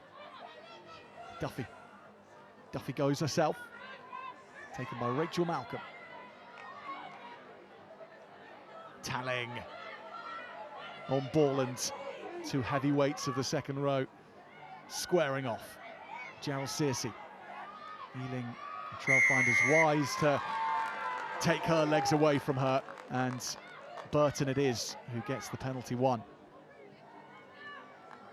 There's nice little bits of attack in there by Sale in terms of they're looking to change that point of attack, so we're seeing a little bit more of those little tip passes, playing out the back to Holly. And again, we're trying to see them put these Ealing defenders under pressure, but again, we're getting 3, 4, 5, 6 phases into this, and then the support just isn't quite quick enough for the likes of to be able to clear the likes of Abby Burton away from us, because we know she's so dangerous in the turnovers. I think that's about 3 she's had now, so good glimpses again. But Sale have got to keep turning it up, keep turning it up.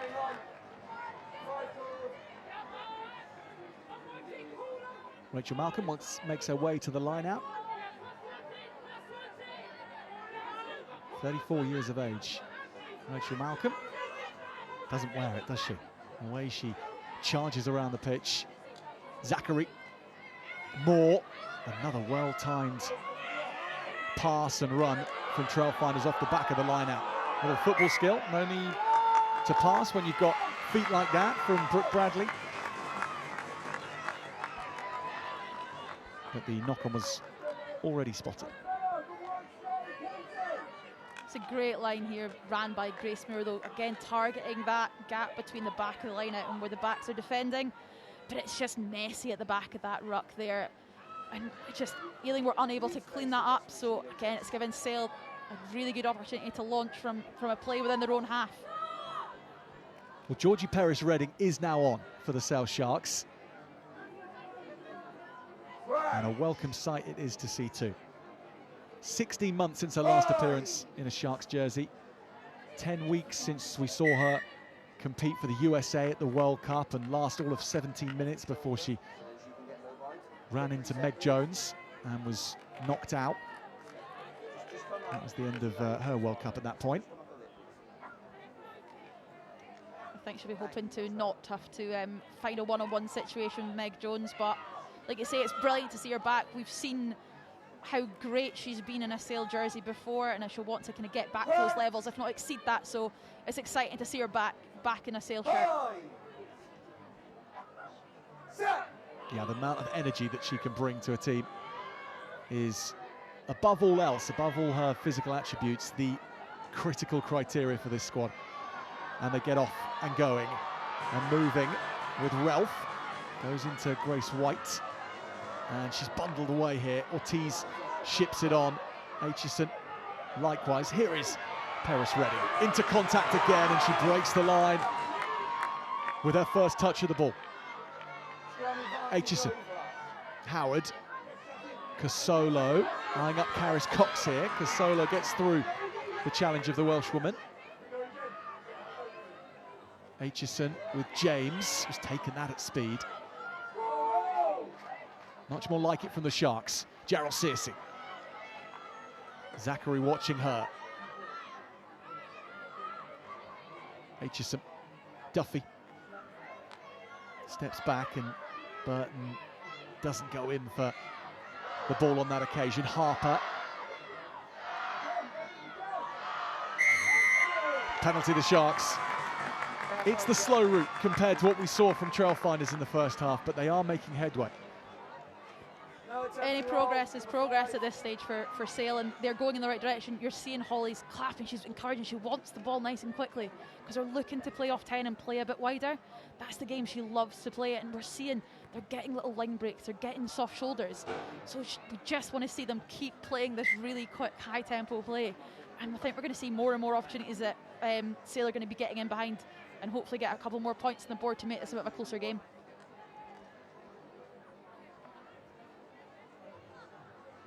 Scarlett Fielding with the line-out. One of the original Sharks who joined the team at their inception in 2019. Still only 24 years of age as well, the hooker. Learned her rugby in Caldy.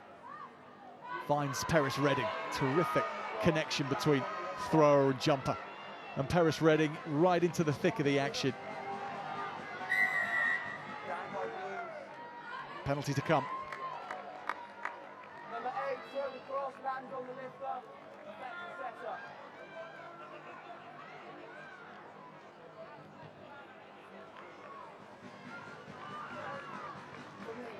Again, it's great setup here. They do really well to try and keep that ball away. Ealing are doing everything they can do to try and make a mess of that and try to come through the middle. But they already had that penalty, and again, we've got another line out in a really, really dangerous area here for Sale. And I would not imagine this will come out of them all anytime soon if I was someone in blue.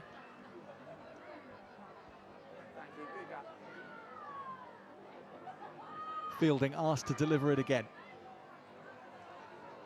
And to the back, Talling, Towers, and Casolo gets it back. Takes on Borland, gets through the Blackfern, has another look at Ponsonby, almost does the same to her. On the charge, Sharifa Casolo, and she set this up. Harper takes on the mantle. Gerald Searcy springs out of position. Big contact on the game line, on the try line almost. They're trying to cordon it off. Paris Redding to Harper. Burton goes high. Zachary involved. 3 players needed to bring her down. Casolo playing with the advantage here. Paris Redding shoots into the fray. Ortiz, a little bit of width here now. Duffy arrives, and then the pass is over into the corner. Lloyd wants number 2. Rona Lloyd sees the referee's arm raised. Lloyd, when the Sharks need her, diving home.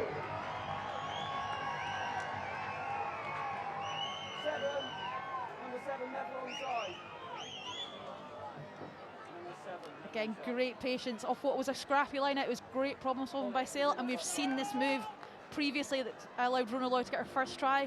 It's just the patience of having the forwards keep the ball in nice and tight, getting Ealing Trailfinders really tight defensively, gives Rona that nice, easy or relatively easy run in there, and it's also meant that there was an offside there for Ealing Trailfinders, so they're now down to 14. So not only are they potentially down 7 points, they're now down a player as well.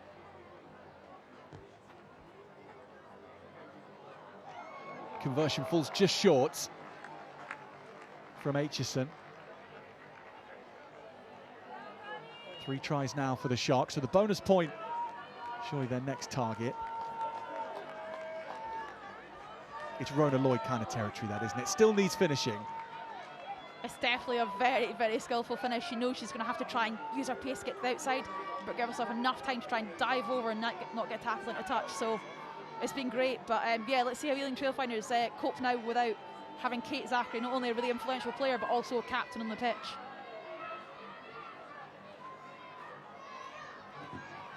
Trailfinders down then to 14. 20 minutes left to play for the Sharks, and these next 10 minutes hold all the possibility, if there is to be anything more than a solitary losing bonus point for the Sharks, then the scores have to come, and come thick and fast. Talling. What a World Cup Moena Talling had for England. Not the front line selection, but in the matches that she started, she was tremendous. That performance against Scotland in the quarter-final lives long in the memory. Scarlett fielding. Duffy playing at 10. Gerald Searcy. Nice hands here, although Casolo can't take it. It doesn't matter necessarily with Lloyd. Ortiz gets quick ball. Aitchison. Lovely offload from Fielding, but Talling just not quite able to carry it with her. I think we're seeing real glimpses of the way that Sale are wanting to attack in this blueprint they're coming up with for this season. They're looking to play wide off 10, have that bit of tempo, and again we're seeing the forwards running angles, but unfortunately just forcing that offload there, just slightly behind. But again, really, really good things we're seeing from Sale here. It's just, we just need to see it start clicking a little bit more, but they're getting there, they're getting there. And Gerald Searcy still on the field, back into the second row. Casolo at number 8. Kind of performance from Casolo so far, which is sending the right kind of messages. That think twice before dropping me next time to the bench, please. She's definitely made an impact off the bench so far, but let's see if she can do even more of it. Bradley. Gallagher. Jones. Bringing on Rosie Inman into the action. Jones follows up. Brooke Bradley. Burton.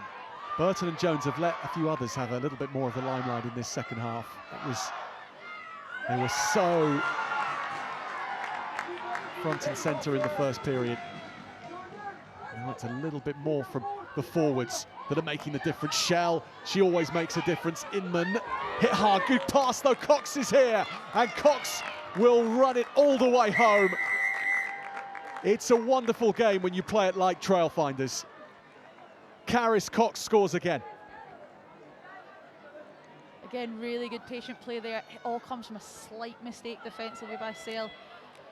They do really well originally, but Evie Wills just bites in just slightly there, which again just leaves it end up being a 3v1. Julia Shell does really well, and then it's just working back on that inside, and Caris Cox has just got the pace to just pull away there. But again, Sale have got it. Just be patient in that defence. Ealing weren't doing anything exciting. Get them to an edge, and that's when they can get off the line and really put them under pressure. But it's just the little frustrating mistakes that Sale are in control of and they can fix. It's just they're becoming quite costly now.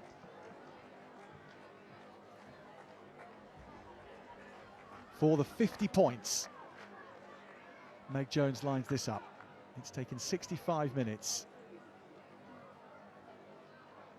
Who saw this coming, other than those on the bus on the way up from West London today? Meg Jones certainly will be in that camp, and she does nail it. 50 points to 17. Trailfinders dominating Sale Sharks at their place. Yeah, I think, like you said, I don't think people would have called quite as big a score at the start of this game. I probably expected it to be a little bit tighter, but Ealing are just showing their class that they have across the board and their ability to just be really clinical with these chances. And that's maybe something Sale have really struggled with, is their ability to be clinical in the 22. One of the points from last weekend, certainly. They've had fewer chances, I think, in the 22 in this match than they did last week. But again, those that they have still not been put away. Goal on the edge, please.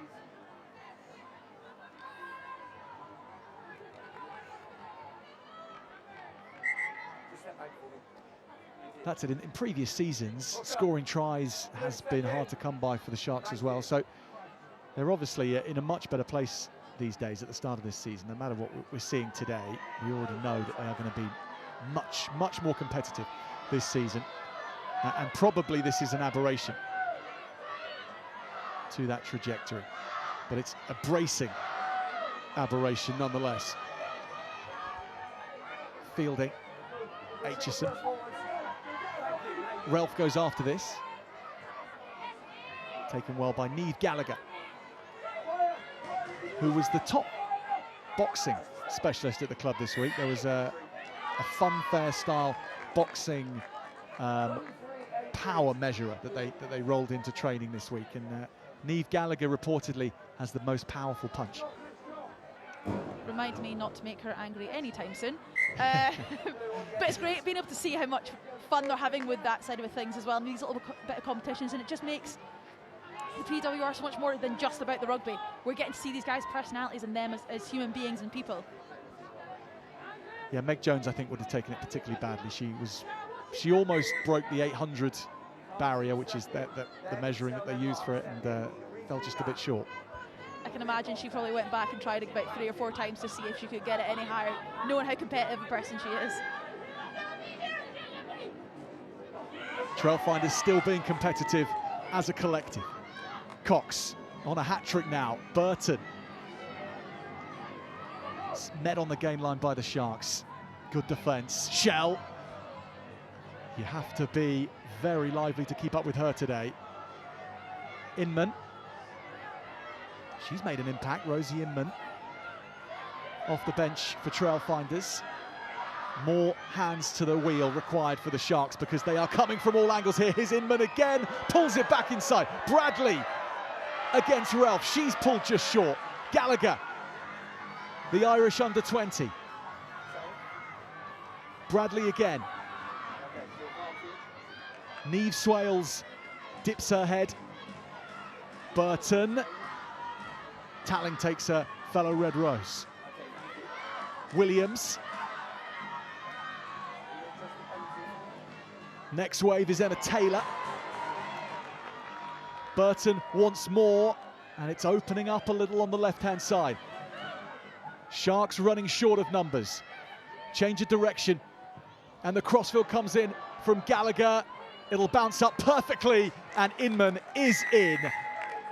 And that completes the bingo set of scoring in every possible way.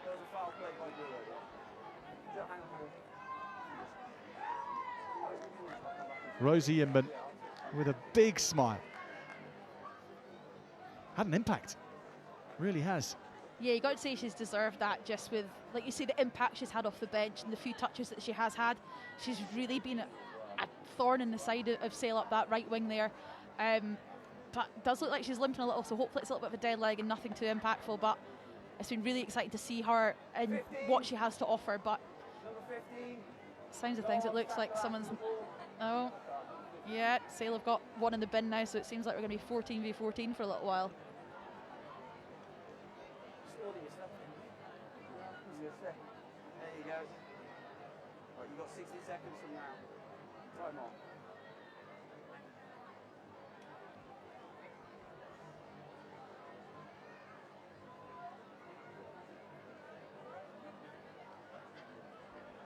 So Gallagher, who was playing for the Ireland under-20s over the summer, in a very difficult Irish team to beat. They made their impact on the Six Nations Summer 7 series, and Gallagher central to their hopes, and she's made an impact here from the touchline. It's a corker from Niamh Gallagher.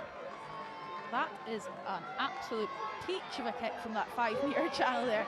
Rosie Inman didn't make it too easy for her to be able to convert that, but she's got some skills to get it in from there.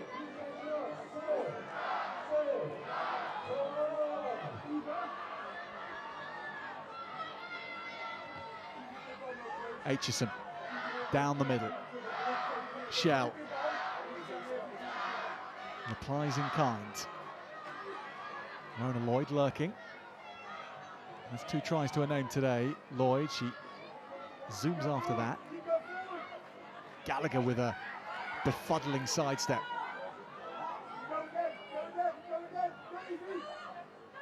Gallagher again. Nice hands here. Coxes away. Just forward. That was the pass from Hayley Head, who's just come on the park. Almost put Caris Cox in the clear. have been a hell of a first touch for someone who's been touted as this real great prospect that's coming out of Australia. But she notices the mismatch there with Taisha Harper on the edge, but just unfortunately just a smidge forward. But Karis Cox was away there if that was just a couple of inches backwards.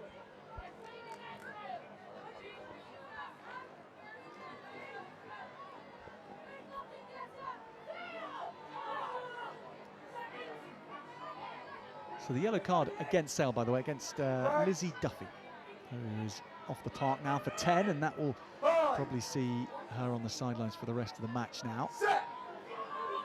Ortiz feeds the scrum. Sale with a penalty, and that's bringing a lot of cheers from the bench here. There's not been much to cheer about in truth, but everything in this last 10 minutes or so will get the full brass from the fans and the substitutes along the sidelines. Sale going to work down the dark regions on the blind side of the pitch. Paris Redding stopped dead on the game. Ortiz thinks about using her footwork. Aitchison chips this over the top. Howard is chasing after it. We will, Lisa, need to ask you for a shortlist for player of the match at some points. I'll get my thinking cap on just now then for the next couple minutes to see if there's anyone that we can pull from. But yeah, there's definitely been a fair few from both sides. I'd probably say from a Trailfinders point of view, you got to look at Meg Jones. Obviously, she's been central for quite a lot of things there. And you've also probably got to look at Julia Schell as well. From a Sale point of view, you've got to say that Amy Cockayne, obviously 2 tries in there, and you've got to say Ronald Lloyd as well. She's been fantastic. So yeah, definitely a few names still in the running for player of the match, and there's still a fair few minutes to go to see if anyone's going to take that mantle on. We will see. After full time, we'll give you to the final whistle, and then a little bit more to mull things over. Plenty of candidates could even come to the fore in that time, couldn't they? The World Trailfinders have been at it today.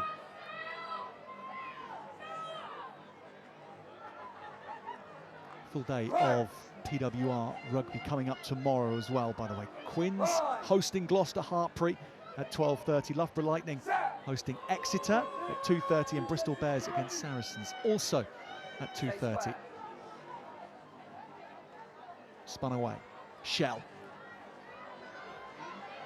sends Inman racing down the sidelines. Inman has got her foot to it first, and then Lloyd arrives, and then Gallagher arrives, and here they come, and Shell is going to profit from this. It's remarkable. Julia Shell sent her runners after the ball, and after a bit of ticky-tacky, Shell arrives to touch it down. That's how you delegate. That's great little launch play off the scrum there, noticing that the backfield, there was loads of space in there. They've done really well to manipulate that, getting a wide channel, and Julia Shell just pops it on the right boot. And Rosie Inman is just absolutely paced after that. Gets a little toe in it. Ronald Lloyd then struggles with it as well, and then it's a rugby ball. We have no idea where it's going to bounce, and you know, fortunately for a kneeling Trailfinder, it's kind of gone in their favour, and it's just a great kick chase there by Julia Shell. And again, one step closer to that hat trick again, I think you called earlier. Goodness me, we're not going to have to be recording another Julia Shell hat trick. Well, she's got time. She doesn't need much time, and she's got plenty of it. Now Gallagher looking to knock over her second conversion. She's got it. Niamh Gallagher on the mark again.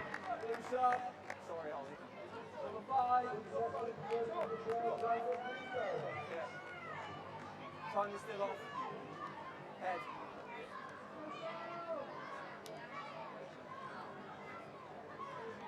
Again, it's just really good seeing the breadth and depth that Ealing have got in terms of the players available to them. Like you say, Niamh Gallagher was playing in Ireland under-20s. Again, she's got so much growth still to go. So young. Again, her skill level, her ability to click off the tee, and her ability to play at 15 is fantastic. So again, so much potential coming across, not just from an English point of view, but globally. And it can only be great for the women's game going forward and going into the next World Cup.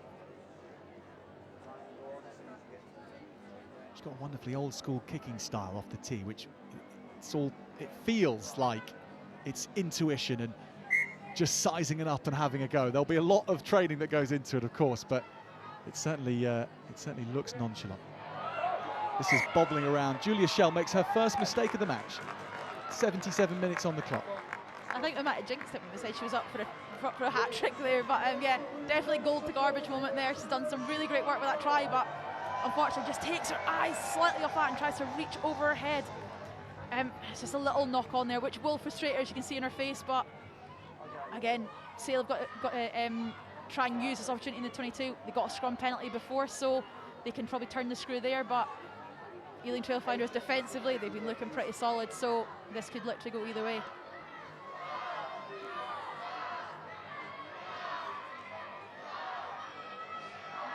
And these next 2 minutes are big for Sale, as they were at the Cinch Stadium in Franklin's Gardens last week. A losing bonus point, or rather a try bonus, in a losing cause is what they will gain. And come the final counting at the end of the season, it will be important. It always is.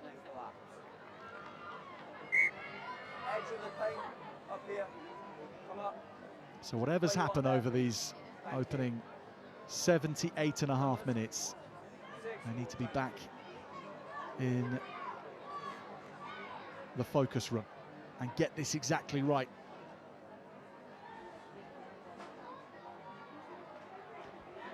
Fielding.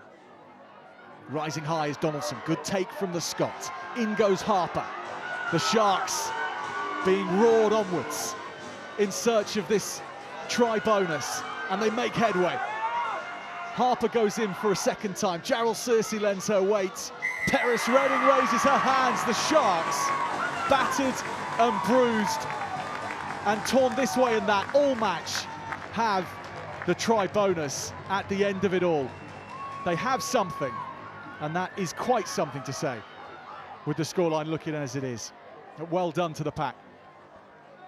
That was a dominant maul display there. Really great drill. Eva Donaldson gets up nice and high. Nice, unchallenged relatively so, and they just get nice and tight and set up really, really quickly, and then the power just comes in. Even having a couple of backs join in there as well. We've got to get involved in that a little bit of fun, but Gren, you've got to say it's kind of deserved for Sale. They've been putting the pressure on, especially up front in this second half, and that try bonus point is something that they deserve, I'd say, and it's probably the best way they'd like to finish this game. Scarlett Fielding with the try. Aitchison will look to convert and not have the legs on that occasion.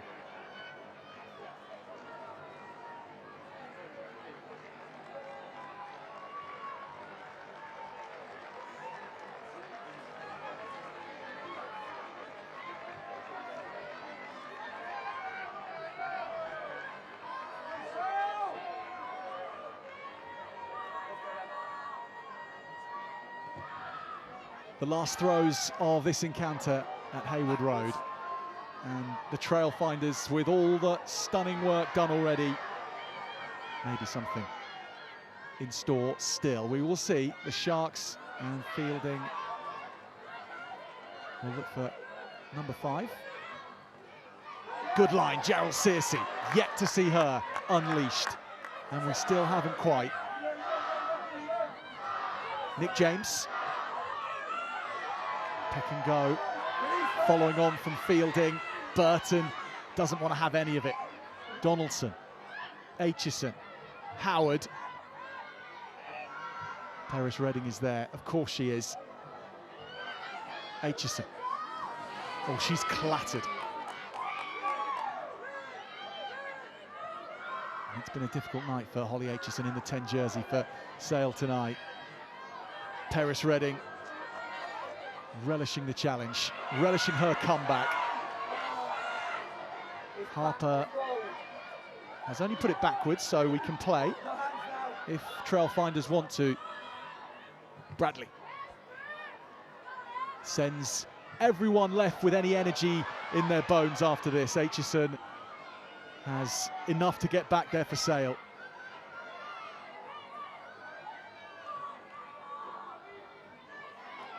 Fielding.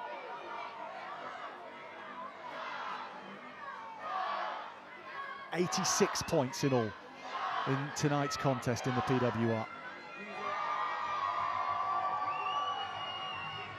Casola.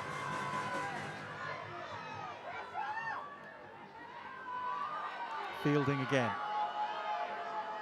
Replacements for Sale, they haven't quite, well, they haven't at all pulled their team back into the fray, but they've certainly had a say. They have made a fist of things in this second half. Thank you. Blue on the line, please.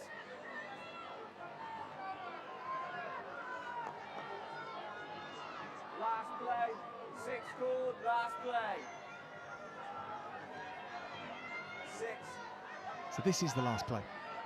Heard the referee, Charlie Gaither.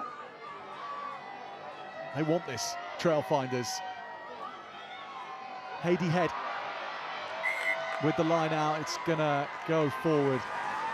And that brings to a close a breathless PWR encounter at Haywood Road. Sale Sharks, after all their early season promise, have come a cropper against these travelling Trailfinders from West London. From Ealing they came, and they go home with a 64 points to 22 victory. Their season is here, and it is flying already. Lisa Martin, your reflections on the match? I'm definitely going to say that Ealing really turned it up to, especially that first half. Oh my goodness, they were on fire. Maybe obviously wasn't the second half that they were looking for, but I think the damage had been done in that first half. Sale have said they're on a journey. They're not looking past this year in terms of aiming for top 4. They want to be top 6 and they're going to build from there, but the building blocks are there. It's just little bits they just need to sharpen up on, but they've got all the product there, they've got all the players there. It's just little things like that, but I think Ealing are looking really, really dangerous now. Smiles on faces of the debutants, Claire Gallagher, who wore 10 today, Julia Schell as well, and behind her, Caris Cox. Plenty of contenders for player of the match, but who did you choose, Lisa? There was definitely on both sides, to be fair. I think, like I mentioned, the likes of Rona Lloyd obviously getting a couple of tries in there. Holly Aitchison was pulling the strings. Abby Burton with her carries on the ball, but I think Julia Schell is our player of the match today. Just her ability to kick as well, her running threats. Obviously her couple of tries she scored there. I think it was an all-round great performance from her and a very, very well-deserved player of the match from today. Julia Schell takes home that accolade with 2 tries, and we'll have a track back over the highlights of this match. And Lisa, talk us through and then let us know your thoughts on these incredible tries, and all of them were incredible, weren't they? Yeah, they definitely were incredible. Lots of action there. Thankfully, not all just forward stuff, but again, Sale just using this nice little play there. But it has been great to see the variety of attack from both sides. Obviously, the likes of Abby Burton running freely in open play and just getting that try in there as well. It's just Ealing's ability to find soft shoulders, their ability to fight through contact really made a massive difference for them today in terms of their attack and just their offload ability. Kate Zachary, those handoffs as well. You know, you could say all these big names. You've been waiting for them to turn up, waiting for them to show their ability and potential, and it's all come about today. You'd like to say all the little pieces have clicked together for Ealing Trailfinders, and just the rugby IQ, their ability to throw the ball over the top and work right back in the inside.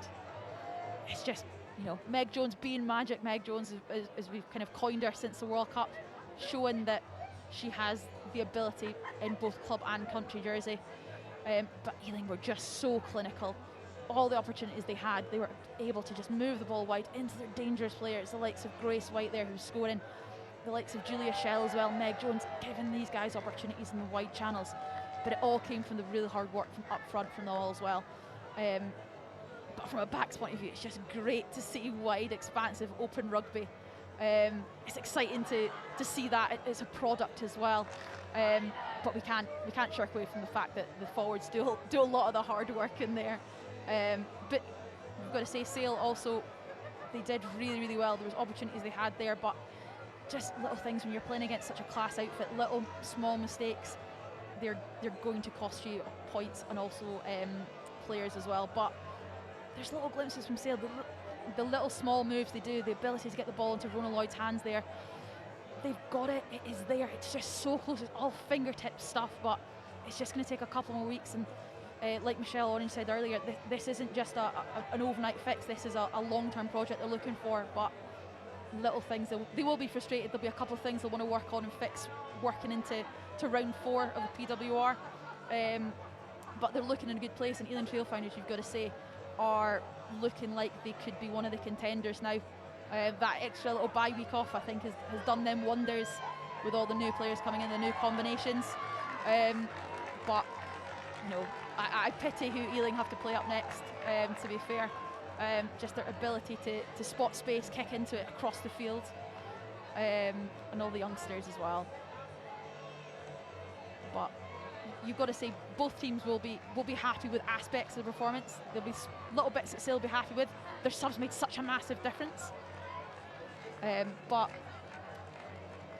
you've just got to say there's a little bit more things that they should work on. Like I said, their bench really made a massive impact. The like of Sharifa Cosolo came on and was an absolute nuisance from an Ealing Trailfinders point of view. Olivia Ortiz came in and just added that extra little bit of tempo, a little bit of desire that, you know, Holly's looking to play with great tempo and great speed, and Olivia Ortiz gave her that opportunities. But you've just got to say it's 40 minutes too late for these guys. They want to start like that, start like Ealing did. The first couple of minutes they were in their game. But it's on to next week now and things they can do. But that's the thing about League Rugby is there is an opportunity to sort things and fix and move on to next week and try and rectify a few wrongs there. But I think we'll head over to Jack now, who's actually made his way down pitch side to go find our player of the match and get some post-match reactions. Jack. Yes, thanks, Lisa. Your player of the match is down with me, Julia Schell. Well played. Thank you. What a performance. How was that for you? I think I wanted to come out here and do today after our performance the other week. We were just looking to have some fun and play our style, and I think from minute 1 to minute 80, so much fun. Loved it. It's quite down. So was that something that, you know, if you weren't going to change your style of play, it was always going to be that all-out attack? Yeah, I think so. Honestly, I think we were so fresh coming into that Exeter game. We had just gotten together, I think, 2 weeks before, so having that bye week and then just a week of full prep was so nice, and we just had to really buy into the way that we wanted to play, and I think we're all starting to enjoy it now, so looking forward to continuing. Let's not forget the business that we're here for. Player of the match. Here we go. Congratulations. Thank you. So 2 tries for yourself today. It started to open up for you personally in the second half, for particularly, but that first half was built on a whole collective effort. The forwards were monstrous, weren't they? I'm sure you'll want to pay credit to them, won't you? Yeah, absolutely. I think we knew that we wanted to push the pace a little bit, well, a lot. So I think just sucking in the D as much as we could to then get that space wide, the team made it super easy for us in those channels. So credit to them for sure. Does it feel like playing for Canada a little bit in the way you were out there? A little bit. I think we're trying to find that balance between structured play and unstructured play, and I think we're starting to find when to use those offloads, when to use that pace. So it definitely reminds me of it in some points, yeah. Well, look, you don't always have to score 6 tries to get player of the match, by the way. This is proof of that. Just the 2 today, but well done. Thank and what's the plan for the team? You back on the coach tonight? How are you celebrating? Back on the coach tonight. Yeah. Actually got some friends in town, so going to go see them. See you guys soon. Okay, thanks very much. We'll let you go and have your talk with the team, and thanks a lot for your time. Thank you. Thank you. Thanks very much. Well done. Cheers.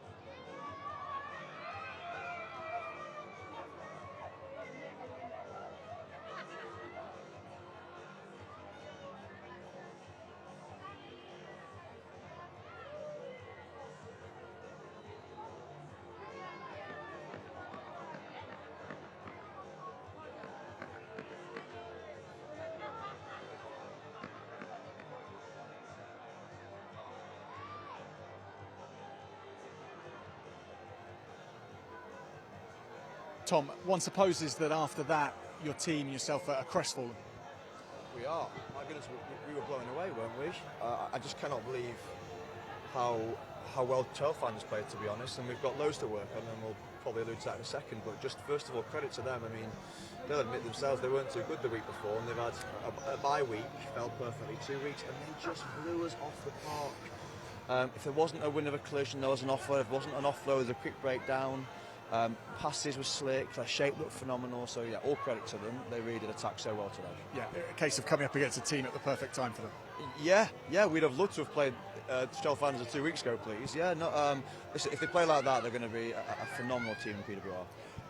Changes at half time, and you've got a try bonus at the end, which after an afternoon like that is saying something. That is pleasing. What was the difference? What did you say at half time, or what was the team saying? Well, we probably can't repeat what we said at half time. We were as happy as they were in their changing rooms. We're pretty close, right? We can basically hear what each other is saying. We were disappointed with our physicality, with our energy, all the buzzwords that you tend to stick with defence and that we had in bundles last week. That's what we were so surprised where it had gone. So yeah, we'll have a look at it and see where it went. But we thought the subs we made at half time reflected on the fact that we needed to stay in the game, stay in the fight, and we brought Shazzy on, and she'd done that all last 3 or 4 games, and she did it again. Yeah, and Georgie Perris-Redding right in the fight, doing what was asked of her and what was needed. Yeah, I told you Thursday she was bundles of energy. I think she'd do it again. We could only play a 30 this week, where we can play a 40, 50 next week. So yeah, more energy to come. Well, Tom, thanks a lot for your time, and best of luck preparing for the next one. Thank you. Cheers. We're going to hear from Barney Madison now as well, Victoria's coach, and Barney, well played. Cheers. Congratulations. What a performance. Yeah, no, it was. We've had a couple of kind of weeks training effectively after that Chiefs game, so yeah, we were pretty happy with that performance. Presumably in the year and a bit that you've now been in the role, is that the best you've seen your team? It's the most points we've scored, but again, it's a reflection of how hard the girls have worked, and they've worked so hard over obviously the World Cup and then obviously coming back in as well. So yeah. Was there anything tactically that wasn't obvious from those watching at home on screen that maybe Trailfinders were doing that was actually making a difference at any points? No, I wouldn't say so. It was more just like let's do our basics, let's do the way we want to play, let's do them things really well. And again, like as we said, coming up here is going to be a really tough test for any team this year. So yeah, we're just really happy with the performance. So how do you maintain that? How do you deliver this kind of Trailfinders performance week after week? Well, back to basics again on Monday. We've got another huge test in Bristol next Saturday, so it's the first time we'll be going back-to-back games.